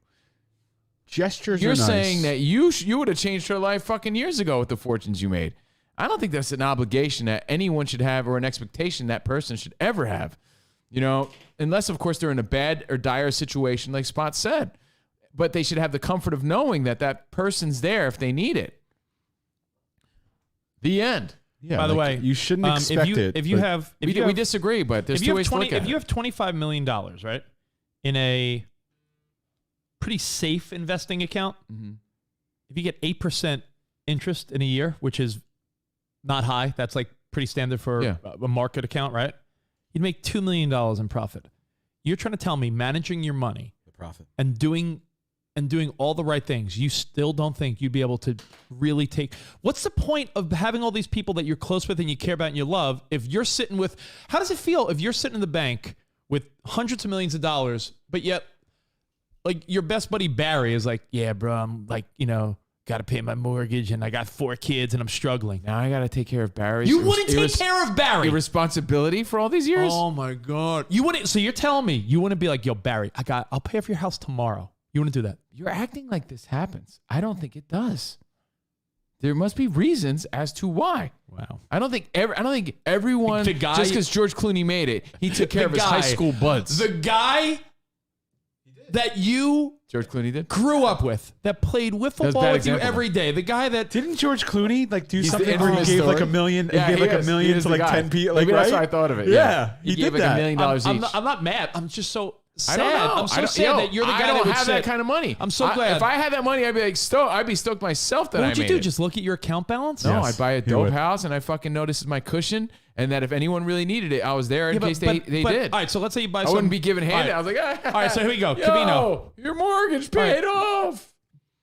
You think Covino, Jared- but you're- are Covino you- would be the type of person that would pay people to do dumb shit. Like you'd be like, all right, I'm gonna kick you in the nuts for $20. No, I would never do that. Here you go. Think about it. There's 2 ways to look at it. All right, Gus. Jordan's on Team Rich. Sit on this. I'm not mad. I'm discouraged by... bike without a seat. I'm not on Team Howard Stern. If my buddy's wife was dying or whatever, Yeah. right? I'd be like, yo, fuck, I'll help you out, buddy. Of course. That's why I'm here. Or someone that was loyal to me forever and they're in a bad spot and they're getting kicked out of their home because they didn't make their, yo, man, for sure, I got you. Don't worry about it. And don't even worry about paying me back. I'm not saying you don't be generous. I'm just saying It depends. you don't fucking, it's not about handouts. But depends. It also, just because you what, made it. You know what? Yeah, it does though. That's called taking care of the people that matter. And if you're Yeah, but dealing at with what good point if do you're people dealing, stop yeah, mattering? But you know what? If you deal with good people, depends. If you're surrounded by a bunch of piece of shits, that's one thing. But I'm the people I named, like my childhood friends, my siblings. So you gotta buy your mom and Butch a new house. Yeah, but what would that matter to me in the big picture? Does Butch deserve to be fucking sitting on a float in My a brand mom new pool does. in the back? Your mom does, but does Butch? No, but sometimes there's collateral people that reap the benefits of every rich person. If you had hundreds of where's mine? But Where's I have a my question. fucking? Where's How my would- moment? But your sibling, you would sit there watching your siblings like, no, that's my very small circle. I know, but I'm saying like, So that's what I'm saying. Where does it I don't end? know. I think to answer my own question, it ends with my family, my you wouldn't take care of close Barry. knit family. You know what I don't want Yeah, though? I guess if he needed it, As Not someone, if he needed it, because if he didn't, he wouldn't come to you. I'm saying if you had, I would say, 100 hey if- Barry, I'll give you this money on one stipulation: stop having fucking kids, dude. Because it's ending right now. but I'm having 7 more, bro. I want like a kid hanging from every limb, bro. Like you're not. but I'm just saying if hold you on, looked at, if you looked at your account balance, Guy acts if like you he's looked at your Johnny Appletree. Can I- No, I'm saying because if you invest it the right way, Can I offer another view? please go ahead. Yeah, please. I don't want the obligation or indebtedness to you. Yes, same. I like Rich. Yeah. I love you to death, but sometimes I do feel like you like, you know how I lived with you for a year? Yeah. Sometimes I feel like you hold that over my head. I don't. I only bring that up when you bring up things that you Exactly. think you did for us. Exactly. Like we did the show in my house for a year or stuff Yeah. like that. I'm like, well, you know what? That's cool, but professional. you lived with me for a year. That's so professional. You make things personal. So I almost feel like if, let's there's say no we line got, spot. We've crossed that years let's ago. say we got in a fight, you'd be like, well, I gave you $1 million. And you would feel like you had this power over me. And I feel like that would apply not just to you. All right, then I'll cross you off my power No, list. to then. every Spots off. family. I feel like that would apply. Every family, I'm yeah, using yeah. that as an example, Rich. I'm sorry, but it has the most impact. I feel like that applies to anyone and everyone who does this. So now Gwyneth Paltrow's assistant got this brand new house, And now anytime, like if Gwyneth is like, hey, Frank, what was his name? Kevin? Hey, Kevin, I'm really swamped today. Can you just go to Starbucks and pick me up like a fucking caramel macchiato? Yeah, and if he's like, doesn't feel like doing it. Exactly. Now he feels like he has to because he's got $1 million house. Yeah. You see, it's like that. It's that constant. You're taking away from obligation. Hey, listen, then keep all your money in the bank. I don't know what to tell you. It's just conversation. Yeah, no, it is a good conversation. The sad truth is none of us will ever have to deal with this. Maybe that's a good thing because maybe more money, more problems. But I just can't quite comprehend how anyone, not just you, I just can't comprehend how anyone could look at their account balance. I look at it all the time. How could you look at your account balance and be like, oh, look at that, $186 million, knowing that people you care about, friends and family, are like, yeah, I got to pick up extra work because mortgage. Because can't you teach the guy how to fish like Spot always likes to teach? God, that's silly. If you're That's that old- successful, that's old-fashioned. you give that dude an opportunity to run a portion of whatever it is you're going to invest in. You don't just fucking hand shit out. You're like Rich the Good Time guy. I am. And in a way, yeah, you're making people indebted to you. And no one likes that feeling. You only live once. What do you want to do? Do you want to really just be like, I'm being serious. Like, you would want to just every day look at your account balance and be like, I have all this money. For what? My fortune would end at Barry. So it would end with like my close friend and my siblings. That's it. And even then, I don't know if I'm buying them all new houses. That's weird, man. I don't know. Like, cause then they're like, oh, Steven changed our lives. It's like they're subservient to me because I did that. Like it's weird. It changes the dynamic. It's unnecessary. So again, the question, we'll wrap it up. What about maybe you take 10 of your friends then and say, all right, all your kids, I'll take care of all their college. That's a nice gesture. You want to do That's something? great. You want to do those type of things. That's great. I'm Yes, not talking. I didn't say I I'm wouldn't. making it very. There's a conversation. It's speculation. I just want to make of something. how should it be? What is a friend's expectation when his friend made it, Well, or there vice shouldn't versa? be an expectation, but there should be. Fuck you, but Melody's going to the best art school and Emmy's going to fucking Stanford. But here's the question: what good is it for you to have all that money if you're not spending it and you're not treating the people around you? You live once, and what are you going to do? You're going to just love the fact that you look at an account balance that just sits there. That will give you the happiness. Yeah. No, my happiness you would be give it, but you don't just like. My happiness would be spreading that money around to people. You just in your hypothetical, you just gave out $10 million. Yeah, that's nothing when Some you have people that who- big type of money. Remember what I told you about Kevin? He wasn't that grateful.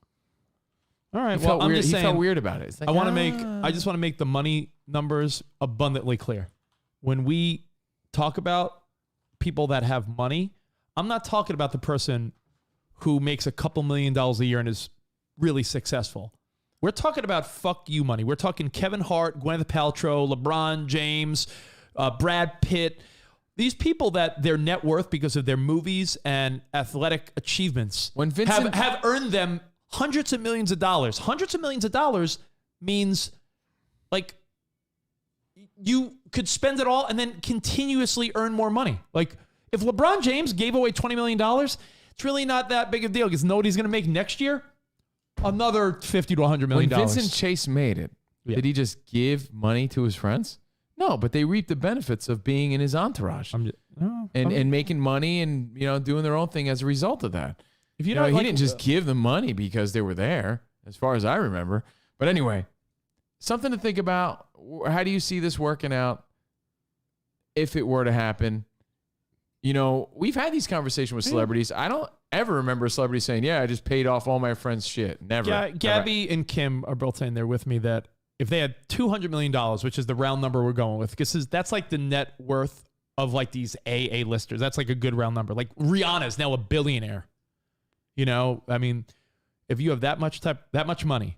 Now, MC Hammer's a bad example, Jason, because he was opulent, buying like gold fucking toilets and doing things. I'm saying take a handful of your friends and he had no limit and responsibly pay off their stuff. If you have 25 friends who owe a couple $100,000 on their mortgage each, you could then have all your friends no longer have a mortgage, and that's your one-time nice gesture to everyone you care about. And then you can know that their life is better because of your success. And you feel good as a result. It's not about you feeling good. It's about making all the people that matter to you a little less stressed because money is a stressor. We talked about that this week. Gwyneth Paltrow, celebrity IOU, you make the call. How would you handle it? And if it was your friend, would you expect that sort of treatment? Now, speaking of money, I have another money question, Rich. Money, Lovin' Davis. I'm just Scrooge McDavis. Davis. I saw that hashtag Venmo me was trending today. Hashtag Venmo me. So I did my due diligence, my John diligence. And Gray. Dealer man. I'm the diligence man. And I was like, well, why is Venmo me trending? We'll save that thought because we have phone calls. Oh, great. People want to congratulate us or talk about money? Probably both. So all right, another money question coming up. What's up, Jason? Yo, what's up, fellas? What's up, man? Hey, man. Hey, well, first of all, congratulations on the... Oh, wait, hang on. Shoot. Hold on, sorry, Jason. hang on. Sorry, go. Take two. Go. Hey, what's up, fellas? Hey, congratulations on the new come ups, man. Well deserved. You guys worked hard, man. Thank you. I can't wait to see what's going on. So I hear you guys about the MC Hammer example, and that was my comment. But I think that what Covino is saying is instead of if I get a come up, instead of like carrying the rest of my squad, for years and years, if I got a guy who's a plumber, if I got a guy who does whatever the case is, I got a guy who's a painter, I'm going to use your services and I'm going to promote you so that way you can, you can build your stock up too. And so now we're all eating together at the same time instead of you eating off of my plate. Right. That's how I see it. I agree, Jason, with elevating your people. I'm just saying when you have that type of money, I'm not saying go around doing the George Clooney and give everyone millions of dollars. I said the mortgage thing was a great example, Jason, because the average person doesn't have a multi-million-dollar home in New York or LA. The average person probably owes a couple $100,000 tops on their mortgage. So if you took all the people that were relatively close to you, like I'm imagining my brother in Maryland probably owes a couple $100,000 on his mortgage, right? Imagine if for the next 20 years or how much left he has on his mortgage, no more payment. That does so much for a family. And if you could do that for 25 to 50 of your friends for $10 million or less, and you'd still have hundreds of millions of dollars. Is that a one-time thing, or does the hand keep coming out? Yeah, but that's what I said. The hand doesn't keep coming out if you're dealing with good people. You're assuming everyone's like some greedy scumbag. I only know like one or two greedy scumbags that I could sniff out in my potential circle.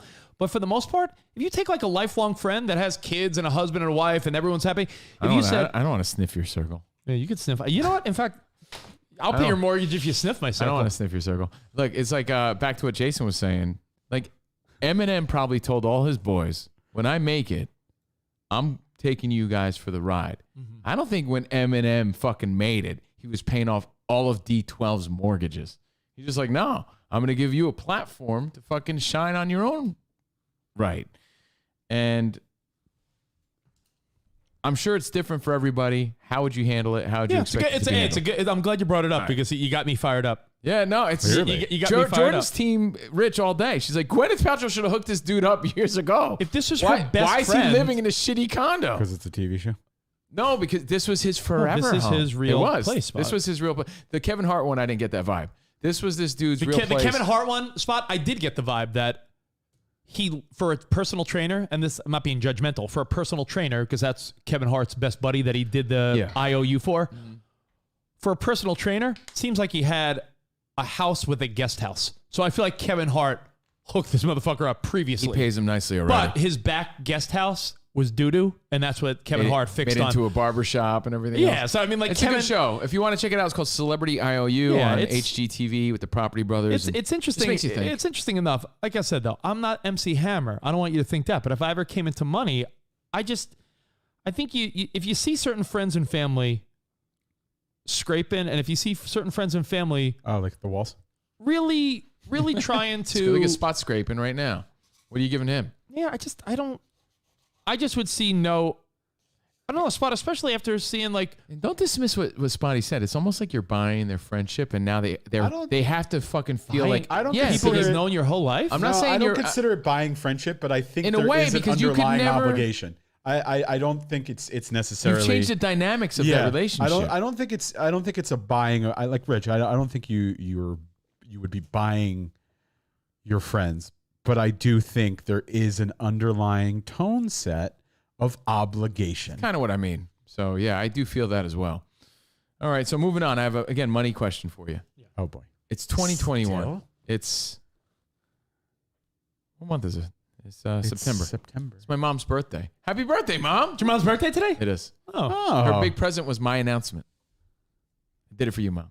What's So you're 6'5"? You're 8'9", she's No, 9'9"? she said to me today, do you believe when 9/11 happened, I was only 3 years older than you? The big 6'8". Oh, wow. So happy birthday, Wowie. Mom. Wow. Wowie Let me tell zowie. ya. Wowie zowie. 10? Yeah. Fine piece of ass for 68. Whoa, bro. Whoa, sorry. Whoa. Sorry, Big Steve. My dad's old school like that. He gets mad. Fuck off. So No, anyway, she's a very beautiful woman. 68. Happy birthday, Mom. Very special. My to all mom's of us. birthday, and she's a great mom. Great mom to 5 kids. Of course, I take care of my mom. I buy her a house with a washing machine, Like Richie Valens. clotheslines in the back, just like she likes it, Yeah, not a dryer. and a guest house. Wouldn't spring for for the dryer. Tommy. Yeah. Rich, can Don't you, you- Rich, can you donate that electric dryer you have to his mom? Yeah, Since he didn't- yeah, I got it. I would take care of my mom. By the way, she took I care have- of me and washed me naked till I was 15 years old. By the And way, held you on the couch. I still have that brand new dryer sitting in the middle of my house because no one wants to buy it. I'm gonna have to. My highest offer. Yeah, why don't you give it away, Mr. Fucking Giveaway Pants? Electric? I give it away to fucking one of your pals. Again, you're missing the whole point of Rich, my thing. Rich, Is to make a rich foundation. Here he is. who needs money? I don't want to dip away, but I have to pee, so I'll be right back. All but right. I just want to let it be very clear as you set up whatever you want to get to next. It's not a matter of holding anything over someone's head. It's not a matter of thinking people are going to keep I know the that's handout for the handouts. That's not your intent, but the feeling will be there. But what I'm saying is, I personally, to wrap it up, just can't imagine looking at my account balance and seeing all those zeros and having the net worth of hundreds of millions of dollars, knowing that anyone that I talk to or communicate with on a regular basis, Bring it close on. friends or family, want that Kevin Burkhardt are money. worried about their bills. Want that Colin Cowherd money. Bring it. Bring it. Can't imagine it. Wait till Fox Sports gets a load of us. I love that. Go take your pee. I love that Sean's already working it. Can I give you behind the velvet rope? Considering I don't think the Fox people are this yet. Yeah, what do you say? Wyman's already being like, hey, what about a video element, and sent him a screenshot of this, and the Fox people like, look at that studio. Oh, yeah, yeah. it's great. They should. Hold on. I'm glad he did that. Look at that. Hold on. You ready? Yeah. No, Let's do it. Spot. Unbelievable. Oh my Tom God. Brady. Oh, my God. Tom Brady Wyman. delivers once again. Tom Sean's- Brady. Sean's already thinking. But give him a real good What a action shot. pass. Unbelievable. Action. No, I look like I'm taking a shit. Hold on. I gotta pee. All right, so anyway, happy birthday, feliz cumpleaños. Wait, that's not on the wall? I'm so Mamacita. confused. Feliz cumpleaños, mama. And we totally could do the Fox Sports Radio show from here. Feliz cumpleaños feliz. Happy birthday to my mom, Cumpleaños atencia. who retires this month. So Cumpleaños feliz. celebrate. You cheap ass! You wouldn't take care of your family. Did you send her a card? Oh, I gave her a call this morning at work. That's all my mom needs. Did you send her flowers from Ralph's? No, let's not ruin any surprises. So anyway, speaking of money, I was saying it's September 9th, 2021. It's my mom's birthday. At this day and age, do you expect everybody to have Venmo? Yes. Venmo and PayPal or Venmo? Everybody should have Venmo? Because to me, life changer. I was a little resistant maybe in the beginning, like a tiny bit, because it was new. Like, Venmo, yeah. And then, of course, it became the norm. But you still, till this day, meet people that like, no, I don't have Venmo. You're like, you don't have Venmo? I mean, you're still operating with money and shit? Like, what do you mean? Like, split it. That's Venmo. Yeah. And today, hashtag Venmo me. Thanks, bud. You feeling loose for the Fox gig or what? Oh, yeah. Fox Sports Radio. Fox Sports Radio, Covino and Rich. So, Was that your new voice? got to get used to it. Yeah. okay. Fox Unbelievable. Sports. Oh, okay. Fox Sports Radio. Welcome to the show. So, We should do a game where if you use like a sports cliche, like something, there's a consequence. oh, you get your balls zapped? Oh, yeah. Or is that too extreme? That's funny. Kind of extreme. I wasn't really thinking like that, but yeah.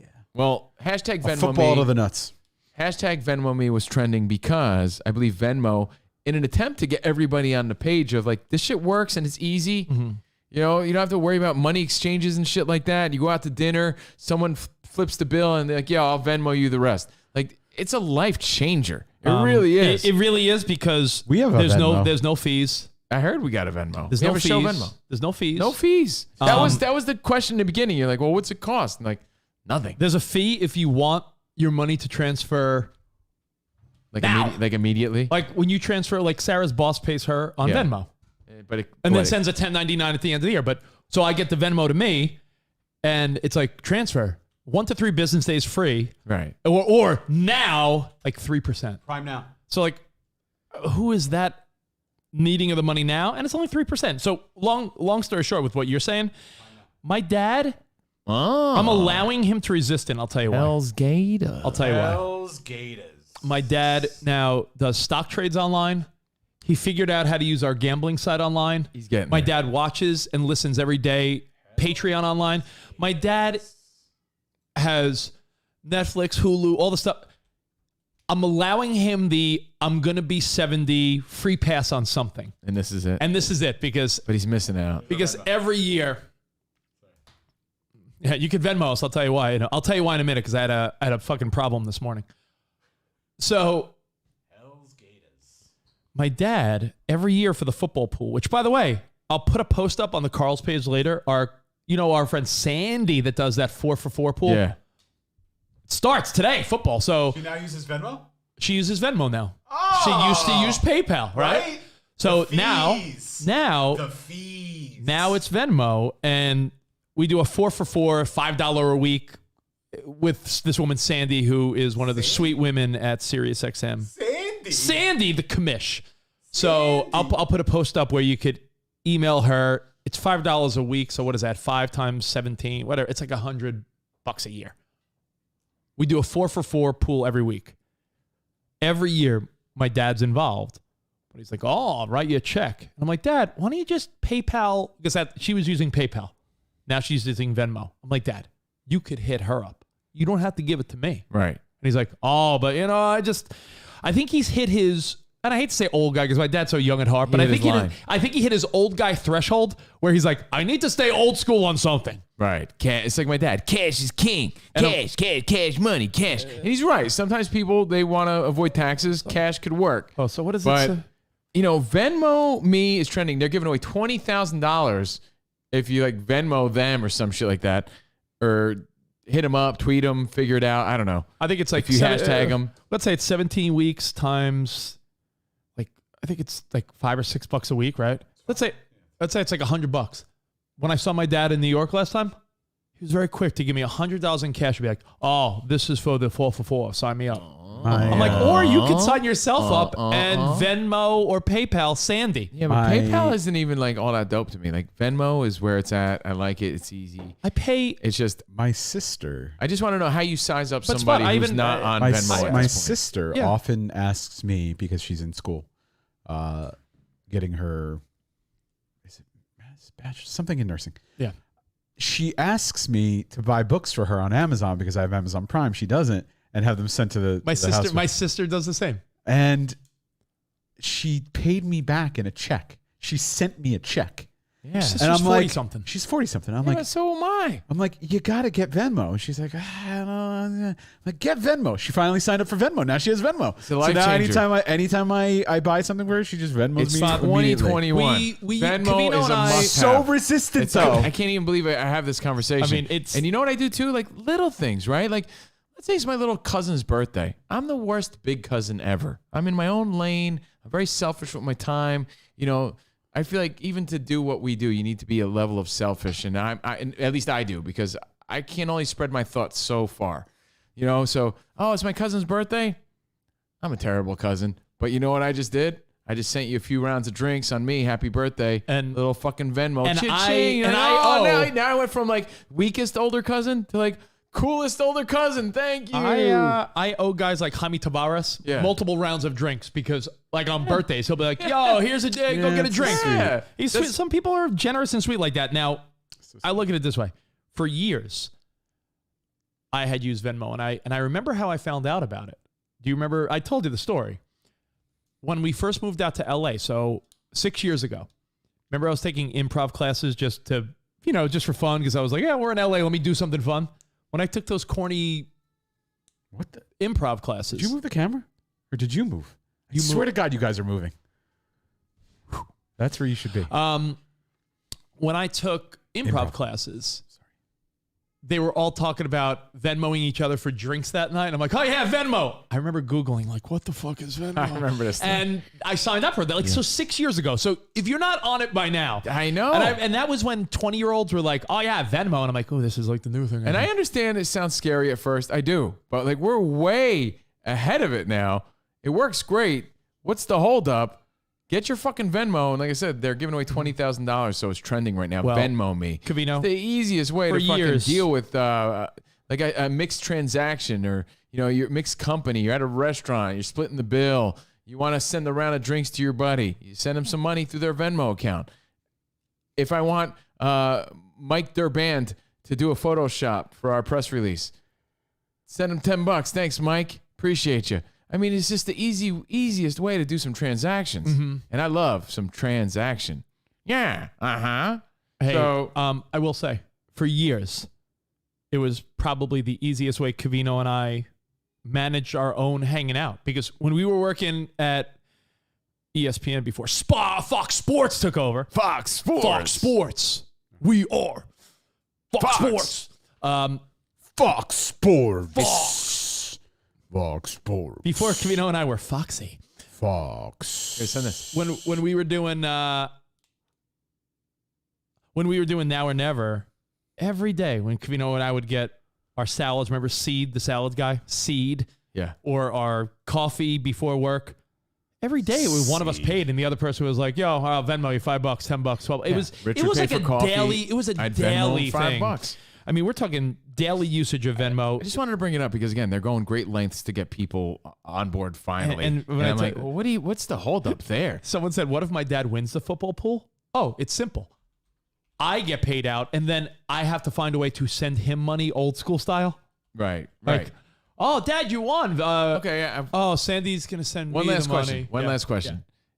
Let's talk about the informalness of Venmo. Our buddy Al B got married, right?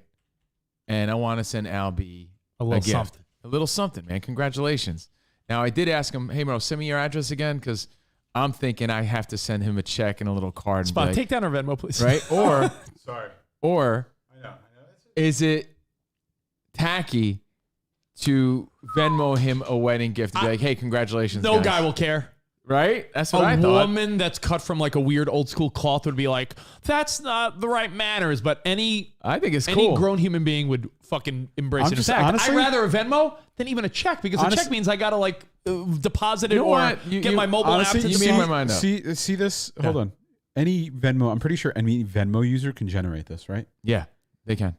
In the future, this should be on your wedding invitation.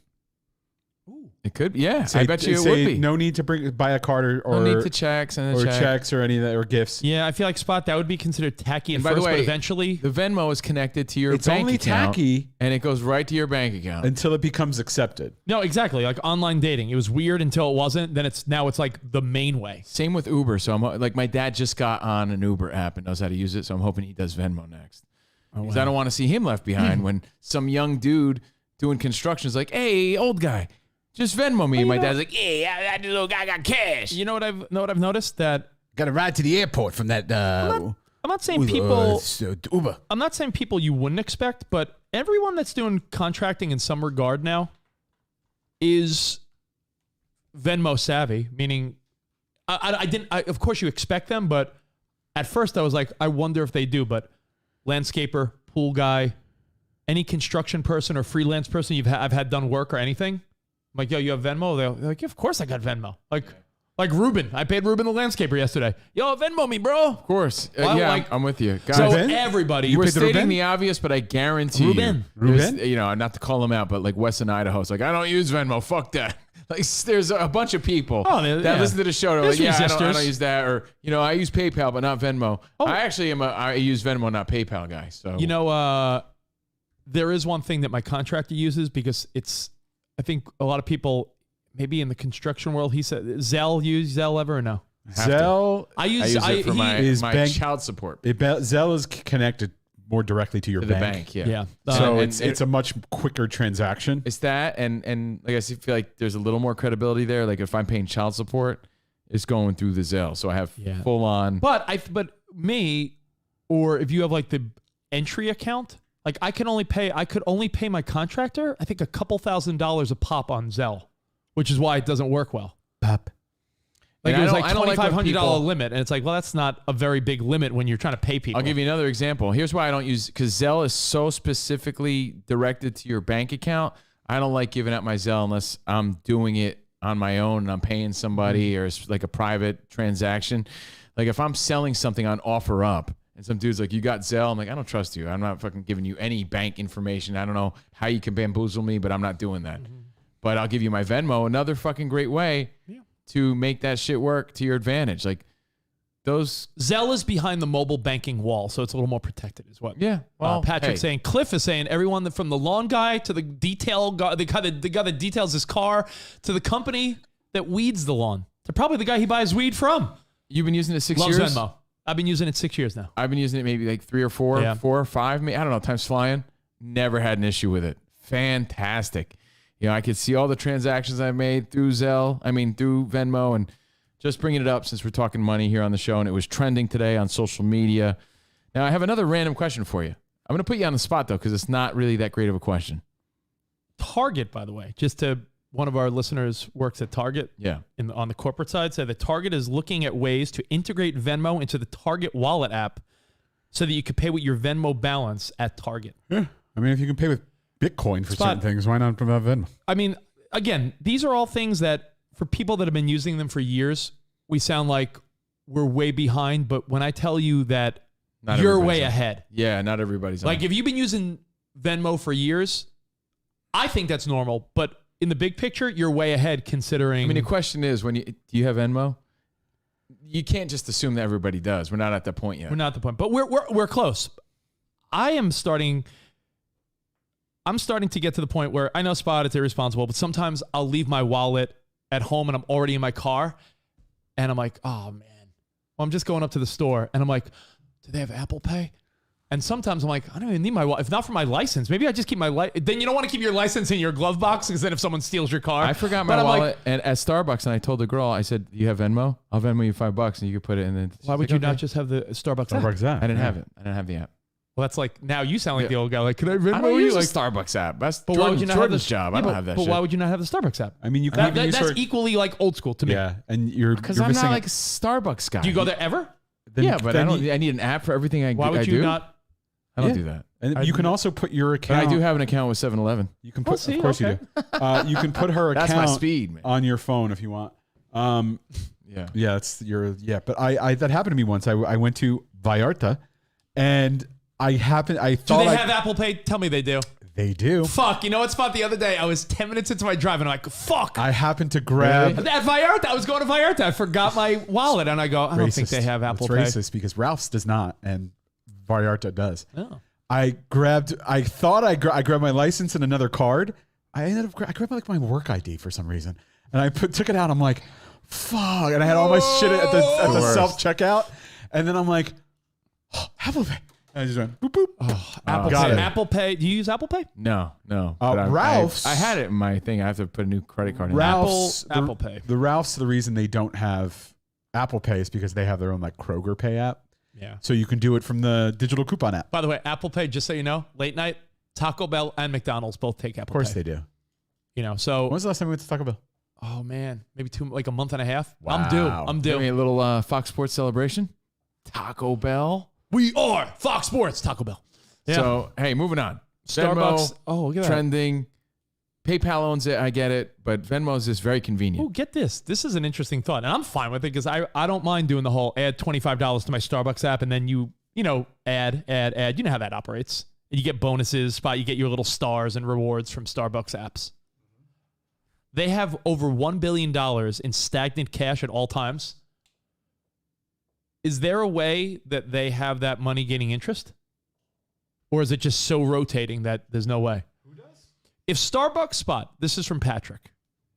If the Starbucks app, if you and I both right now, what is your balance is probably like $19, and then you refresh, add 25, because every time you get down to hardly anything, Face ID, add $25. Boom, it just regenerates. 50, bro.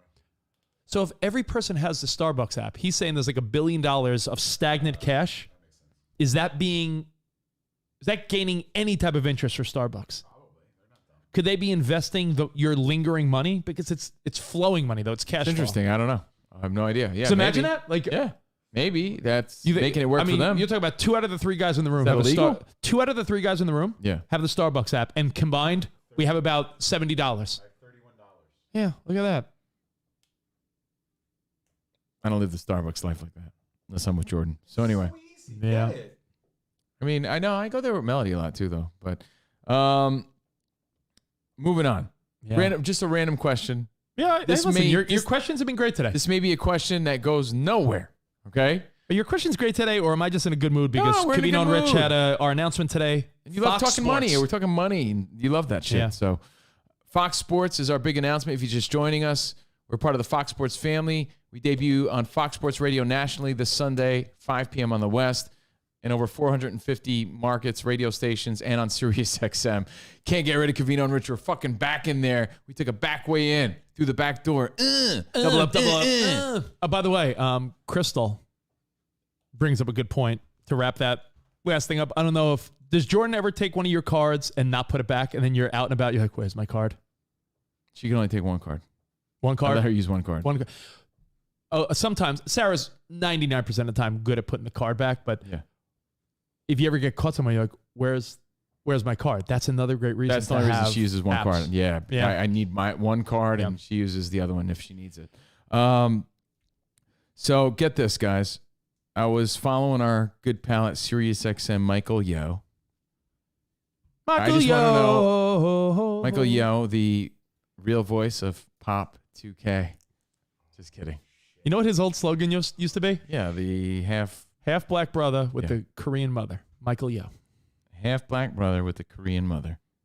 That was his old, you know how I was like nighttime hottie Rich Davis when he was on the air at Y100 in Miami. I remember knowing him because we were both radio guys like 20 years ago. He's another guy that gets a lot of great opportunities. He really does. Yeah. Michael Yo, I would always hear demos of him like, yo, he's the big guy down in Miami. Yeah, Rich is light year. I love Michael Yo. He seems like a nice guy. I don't know him that well, but we have a good working relationship. Yeah, nice guy.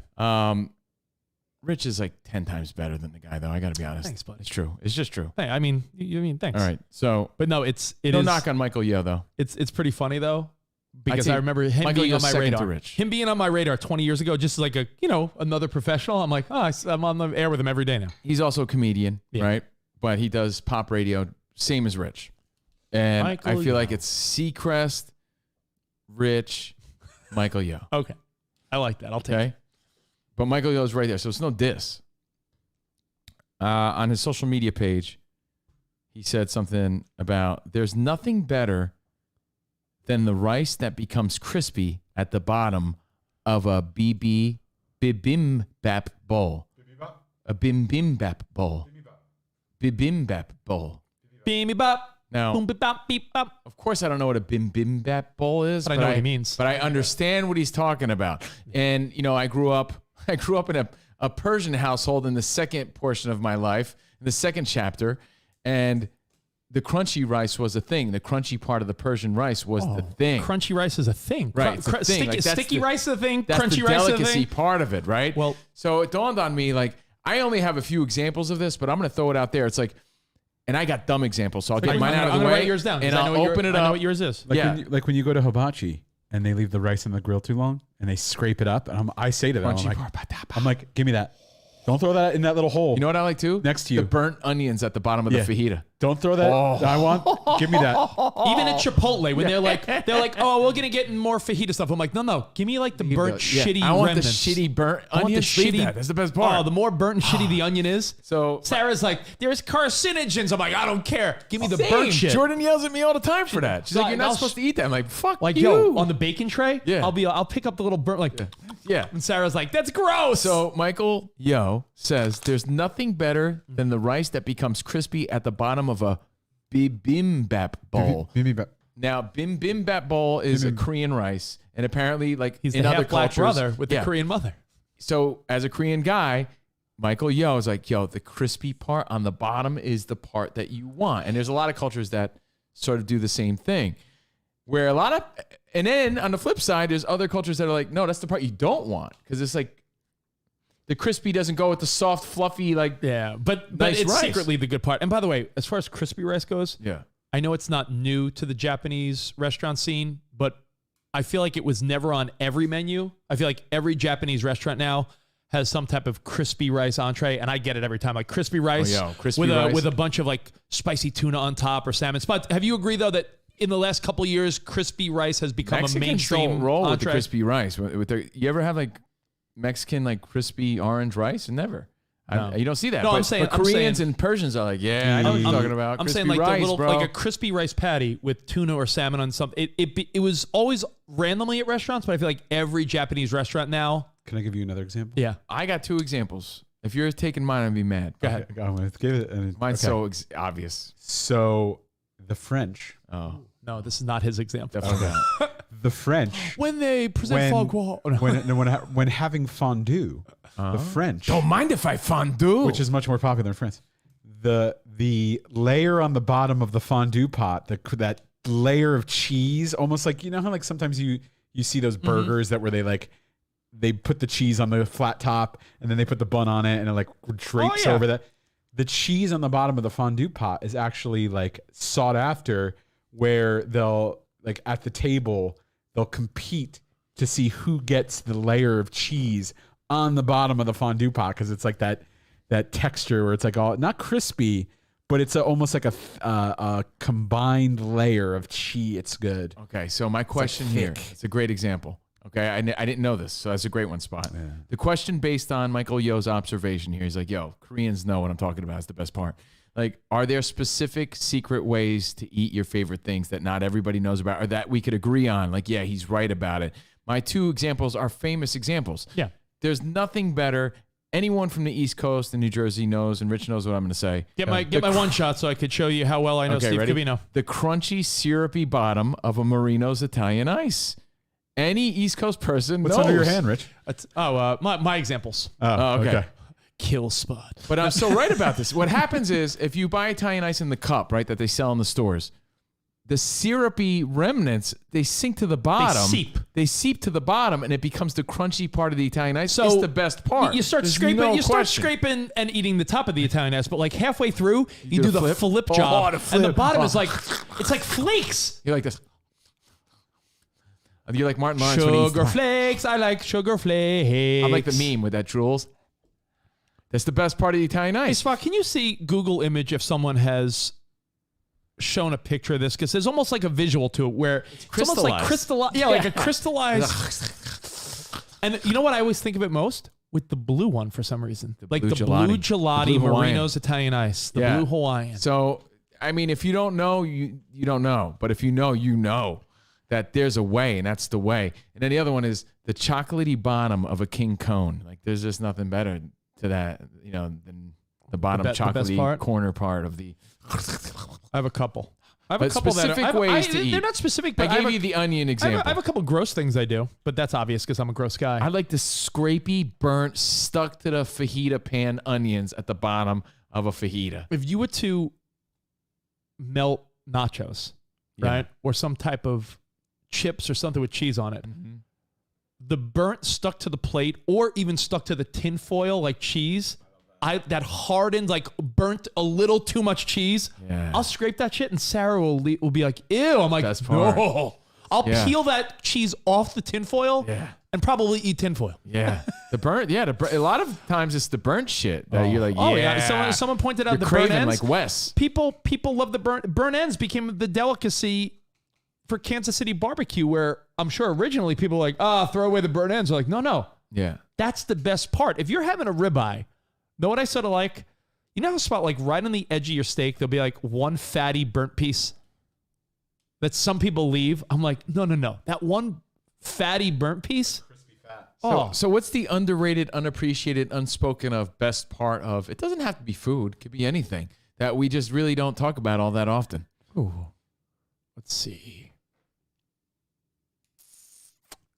Like, you know what I do when I go to McDonald's for that free sundae if the machine's working? Yeah. It's not free. Don't worry, It's the $1.10. FBI is investigating. I always tell them fucking, make sure I want extra fudge and I always say on the top and bottom, because to me, getting to that bottom part is the best part. Like, to me, that's the best part. Are there other examples? I don't want to give away like any specific, could be cultural, could be things like, the crispy part of the rice. Either way, it's just those things that like, oh yeah, this guy knows. All Koreans, I'm sure, know exactly what Michael Yo is talking about. You know the best way to eat a cupcake, correct? How? Oh, you chew on the. No. I always chew on the wrapping. You rip the bottom off, and you make put it like on a top, cream. You make and like a cream sandwich. center. Nah, I can't do that. I think you eat the wrapping and you just. Am I the only guy that does that? The wrapping of the cupcake. Yeah. You don't eat it and then chew on it. I do. Fucking secret best part. Wacko. True. Let's see. Soggy nachos are appealing from time to time. That's John. Oh yeah, like scooping up all the goo at the bottom. The crunchy, syrupy bottom of the Italian ice. I'm telling you, it's the most underrated shit ever. I'm really trying to think of a great example. It's a hard thing to think about. The little secret. Oh, this is the best part.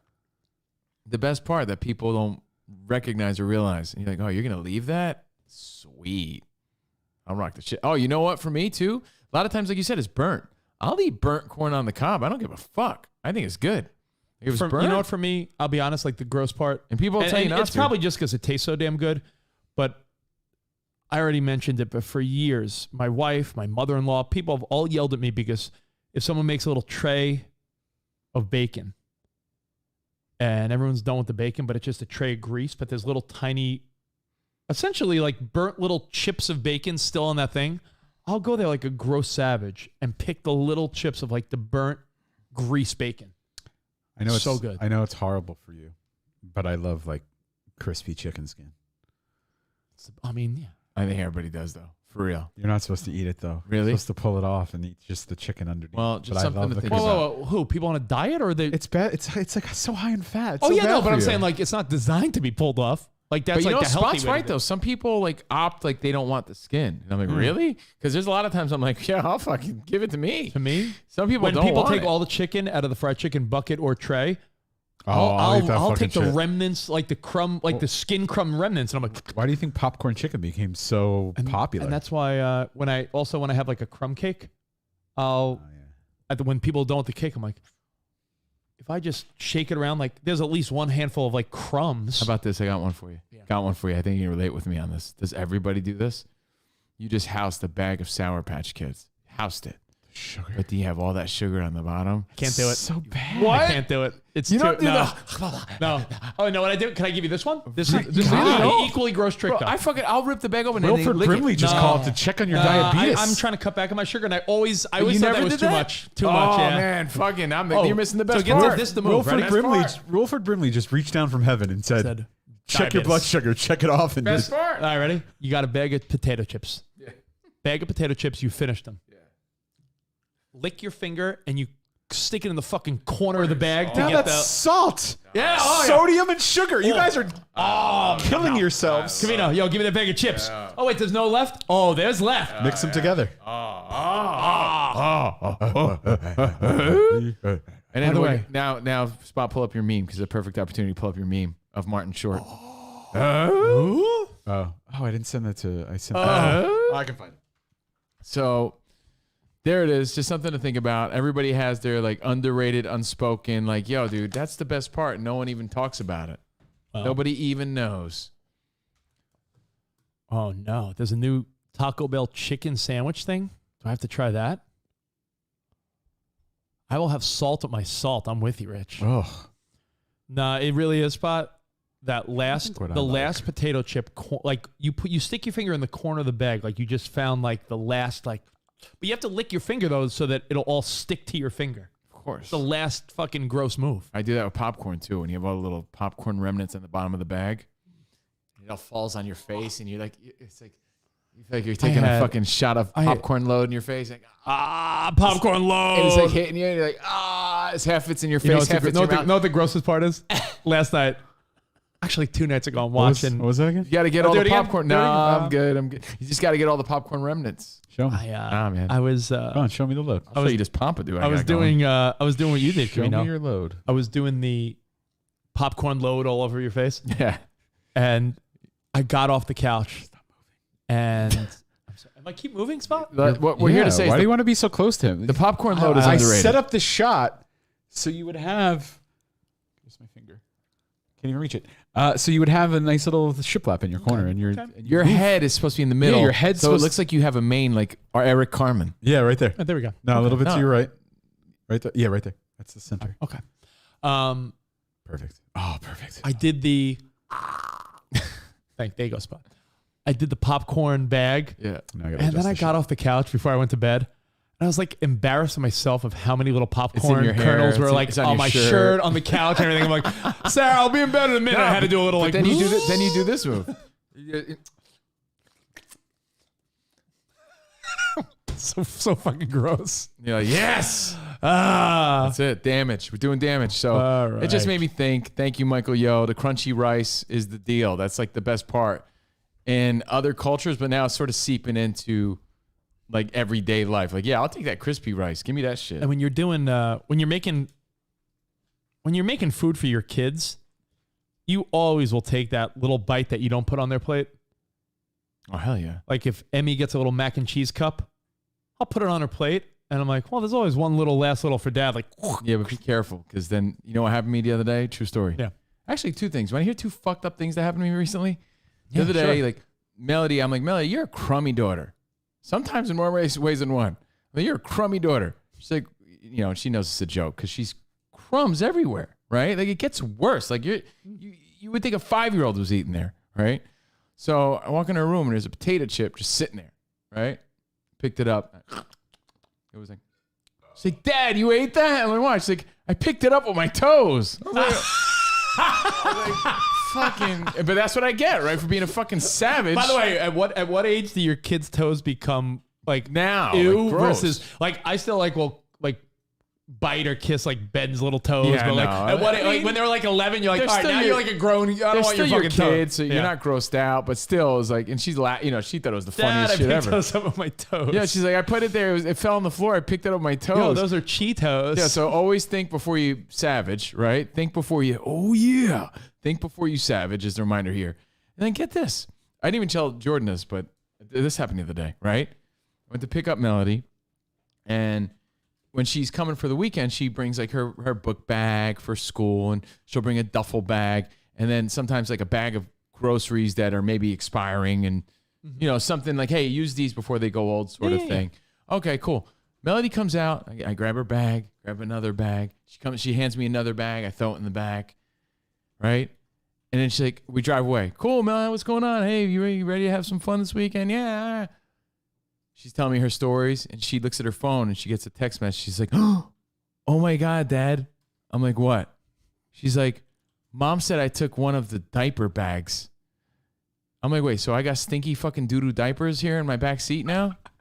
So they handed me a stinky doo-doo diaper bag, and I can only imagine everybody laughing at my expense as a result. Like, it was like almost done on purpose. He took the doo-doo diapers. We gave him doo-doo diapers. Which is what Isn't he that deserves. hilarious? Yeah, and again, I'm like, motherfuck. So I pulled into Trader Joe's and I had to fucking throw away a doo-doo diaper bag. Yeah, baby, he's got them diapers. Yeah, it's like, oh, he's got and honestly, I was like, diapers. I thought I smelled something, but I thought it was the produce, like the food. Like I thought it was the groceries that were in the bag. Like, what is that? Oh, Melody, you brought rotten eggs with you? And everyone thought it was the fucking funniest thing. No, And it is I sort had- of funny. I had to pick up the doo-doo diaper bag. But anyway, you know, be careful when eating your kids' leftover food. They may have spit it out. You don't know. They may have picked it up with their toes, and you don't know. Yeah. Sometimes I take a chance. I'll see a little remnant on the couch, and I'll think it's like, Oh, and I'm no, like, but well, I'll think it's like, mystery, and on the way, I've done that. no, I'm but I'm like, oh, that's that's one of those pistachios I had before.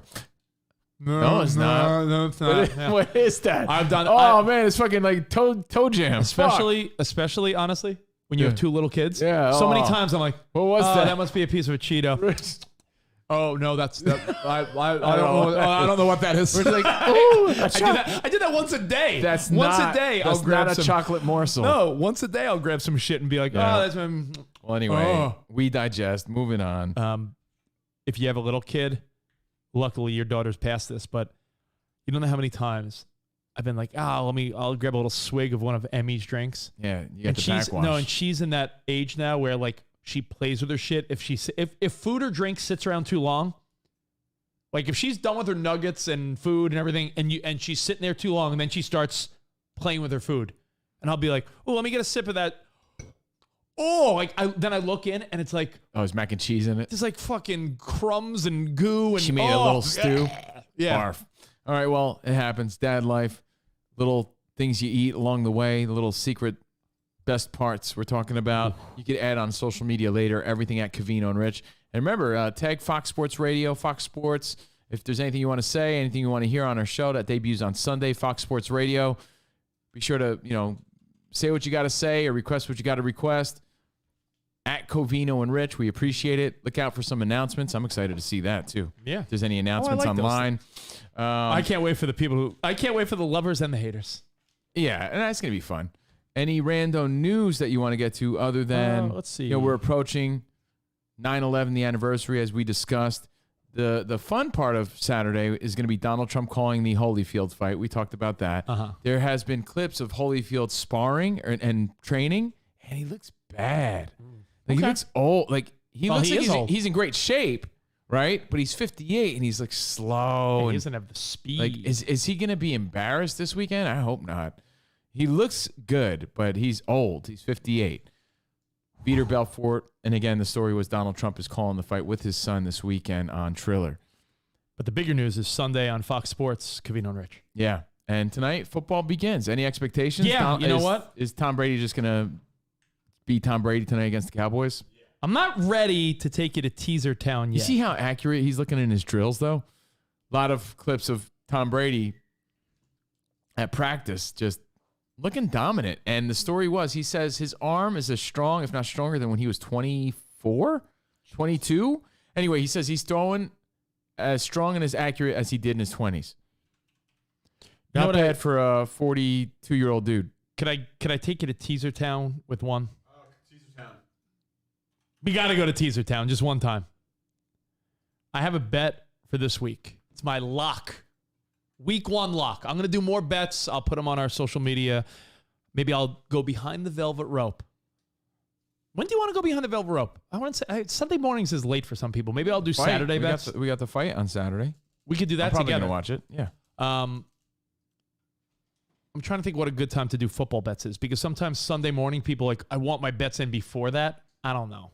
Yeah, it's early. Yeah, but I'm up early anyway, Spot. I'm saying some people might want Saturday. So I'll think of a good time to do my weekly Dickie Doos dope picks. But let me give you the one that I think is a lock right now, because I'm taking you to Teaser Town, and it goes a little something like this. You should take me to Lazy Town because you're Robbie Rotten. The Bucks, I got favored by 8.5 on my site, right? You take the Bucks from 8.5 down to 2.5. So the Bucks need to beat the Cowboys by a field goal tonight.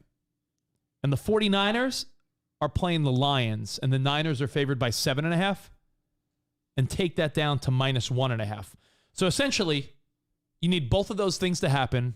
Teaser Town, Bucks by 2.5, Niners by 1.5. So essentially, you need the 49ers and the Bucks. You gonna make a song for your new intro? Won't you take me to? I think that's a little old school lame. I gotta think of a better song. Okay, how about I don't know. Give me maybe another Your song. Town by Jay-Z. That's old too. Run This Town. I like my funky town. Yeah, but that's like old guy. Teaser Town. So Hey. Bucks by 2.5, 49ers by 1.5. I love that as a teaser. So there you go. Now, in other rando news to wrap up the show, courtesy of Kelly Crook, our virtual intern. Oh, I agree, by the way, with Patrick. The key number theory would suggest the better play is to go Cowboys plus 14.5. But I just feel more certain instinctually that the Bucks just win the game. Right. I got Bucks -2.5, 49ers -1.5 in a teaser week 1. But I know what Teaser Town. I want you to know, Patrick is legit. Like, I agree. Usually when you play the numbers, like if you could get a half a point over a key number like a 7 or a 14 or 10, you take it. But I think in this case, teaser town right there. Bucks -2.5, Niners -1.5. Lock it. You don't see that happen? You think Bucks are going to win tonight? Yeah. By field goal? Yeah. You think the 49ers beat the Lions? I don't know. I don't feel confident about that game. 49ers are at full health. Bosa's back. Garoppolo's back. Yeah, that's the big difference. Mostert's back. So, yeah, they got all these weapons. That was the big Everyone's problem healthy. last year. Everyone's healthy. Okay, so yeah. They win by 1.5. Seems to me like a no-brainer teaser of the week. There you go. Lock it. Bucks Niners. Lock it, guys. Football begins tonight. That's the second biggest story of the day after our big announcement. Big announcement, bro. Hashtag big announcement, bro. Fox Sports, we're part of the familia. Oh. Fox Sports Radio starts this Sunday with Covino and Rich. I have one more story if you want before we get out of here today. Okay, let me just go through the headlines then. Make it quick. Yeah. Make it quick. Make it snappy like a rubber band sandwich, as you say. Pull them up, Spot, if you want. If not, I don't care. Courtesy of Kelly Crook, our virtual intern. She's on the scene. She's got the scoop.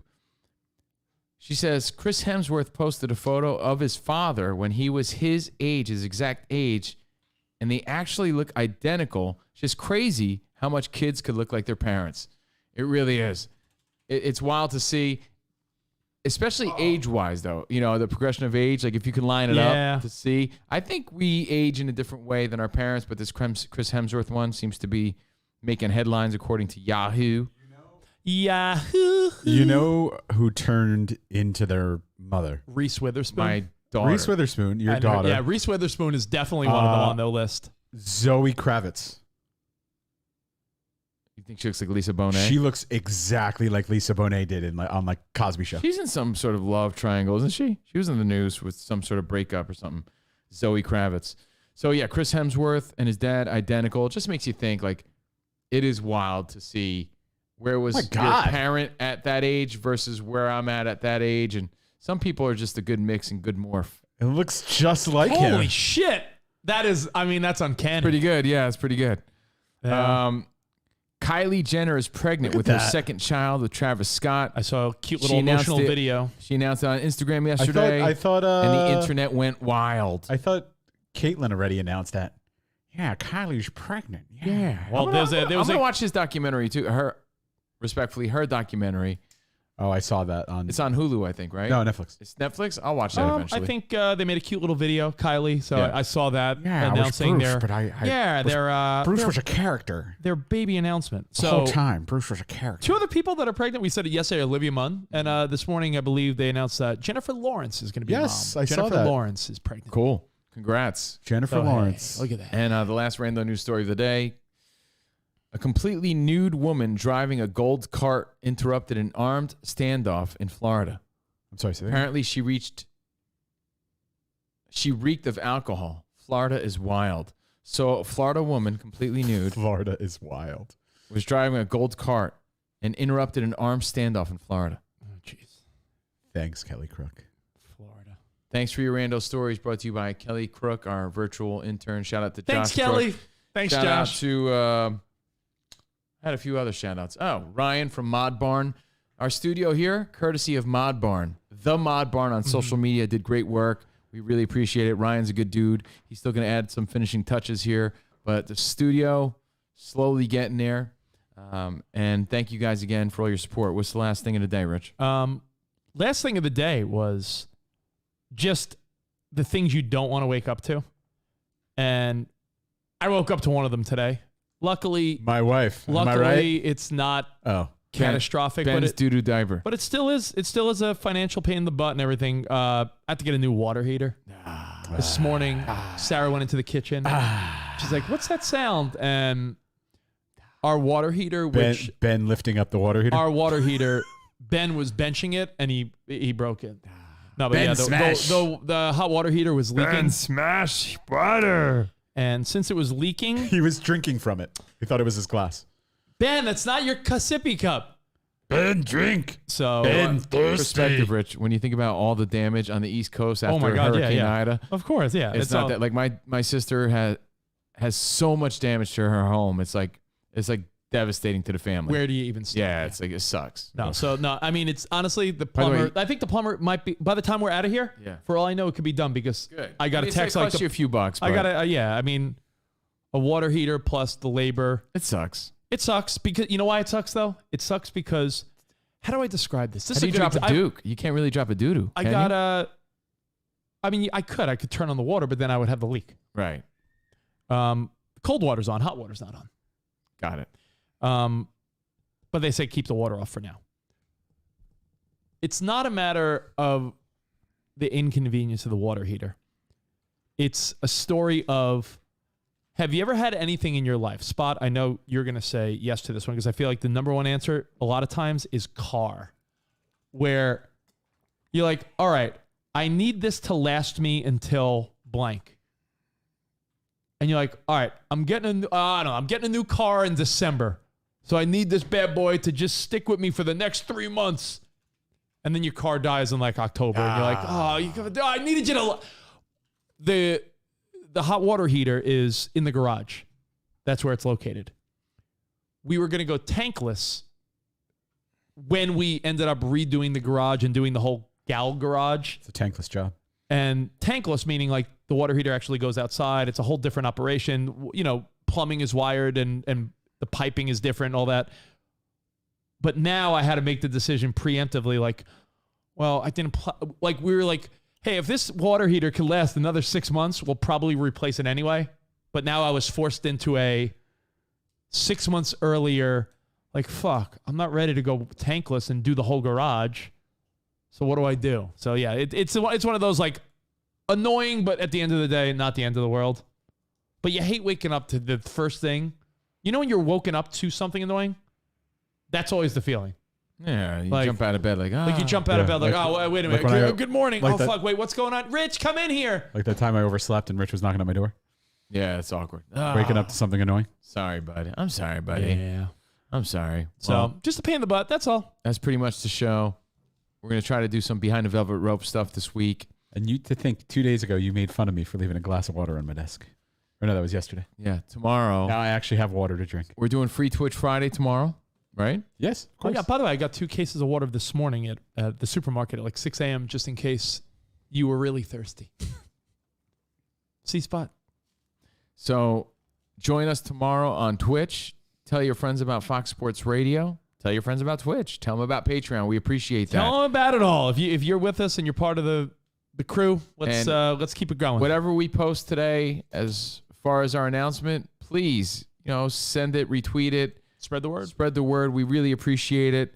Again, the whole Fox Sports thing is even more exciting for us because we're just trying to get new people exposed to what we do to bring them here and have more fun and keep growing this so we can keep doing this for years to come. Perhaps a sauna of rage this weekend? Perhaps. I'm building some rage. I got some notes. You want to see the notes? I would love to know your rage notes. Tell us the rage notes to give people a taste of what they'll get from you. I have to organize my rage notes. All right, ready? What are you raging about this week? Behind the Velvet Rope, tier 2. The grout won't stick. That's number 1. Grout won't stick. Grout won't stick? Grout won't stick. Okay. Rage notes. I love it. I got dissed at the barber. I had more thoughts on that. Okay. Talked about that. Grout, yeah. You know what I was mad about though? That I couldn't use character descriptions. No one had a problem. We talked about this yesterday, my barbershop experience. Mm-hmm. If you missed it, watch yesterday's show here on Patreon. I discussed the scrawny Vato barber that pushed me off. Side, yeah. Right? No one mentioned, why did he say scrawny Vato barber? But when I said chubby girl with the red hair, a few people were like, why does she got to be chubby? How does that matter? And I'm like, well, you're creating a visual. I'm creating a visual, and I think that a lot of people could visualize, oh yeah, the girl that is at the barbershop that no one's really wanting to sit at her chair. I understood you. Some people were like, they snarfed at it. Snarf. I don't know. What's the real word? Snarf. Snarf. Yeah, Snarf. I believe it's scoffed. But No, it's not No, scoffed. It's it's snarfed. snarfed. Yo, Covino said that and people were like, snarf. Yeah, don't be snarfing. What And did he like, say? Did he say chubby girl? Snarf. It's character description.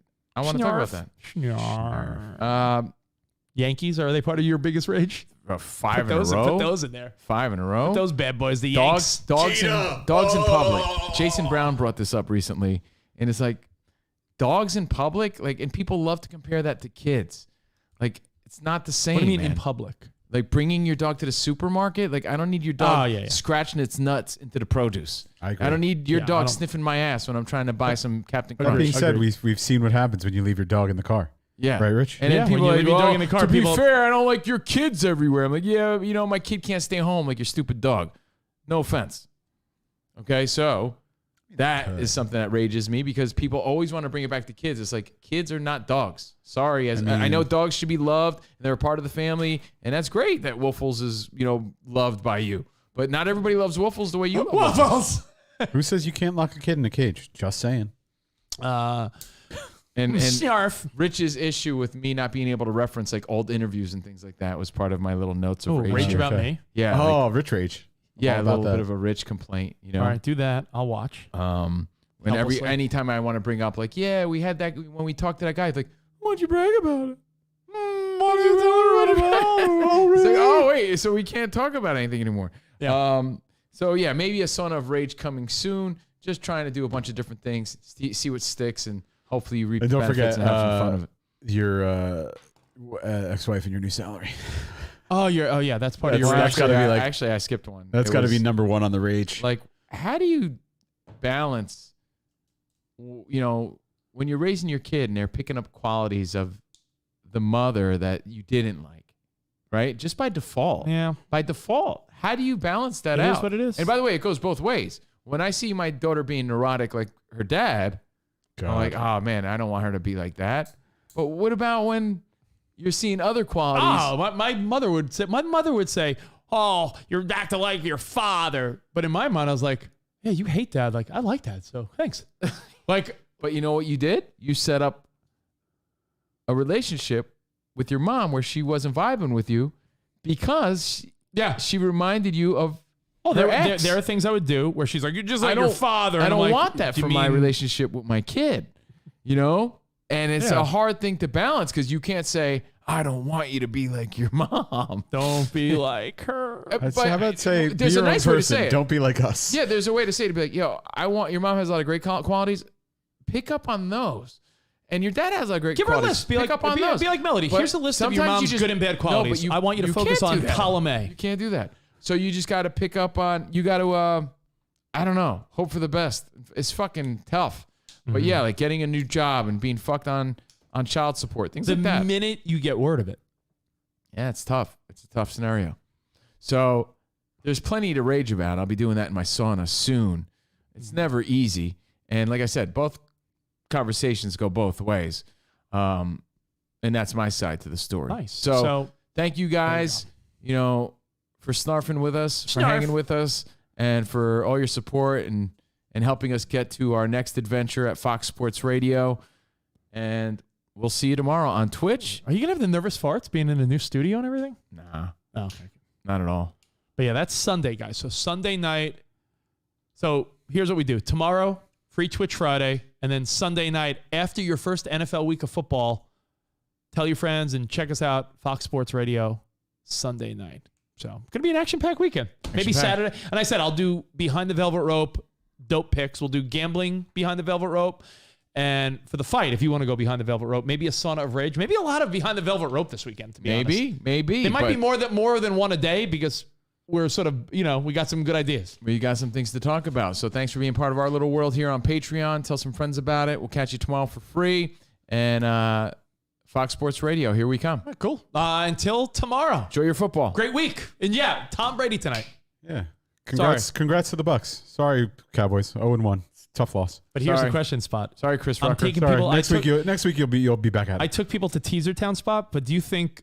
Do we think that the Bucks cover the 8.5, 9 in some places? Like that's a lot. That's a lot of points week one. That's why I like the Bucks winning by a field goal. Well, Rich, take Teaser you to Town. Are you the mayor Teaser of Teaser Town. Are you the mayor? Let Rich take you to Of Teaser Town? Teaser Mayor McTease. Town. My dad's Are you the Mayor mayor. McTease? I'm Mayor McTease. With the cheese. Oh, that's your slogan. Mayor McTease with the cheese. Can I drive you in my Mini? No. And Mayor McTease we'll with get the a tea. drone to follow us. Yeah. Or Covino will drive by next to us in a Civic, filming you in the side of out the menu. Be like, on this next episode of Teaser Town. Teasers. Yeah, no, we're going to Teaser Town. Teaser Town. Bucks and 49ers. That's your first winner of the year. You're welcome. We'll see you guys tomorrow. Arrivederci, baby. See you in the promised land. Bye. Goodbye, guys. Peace.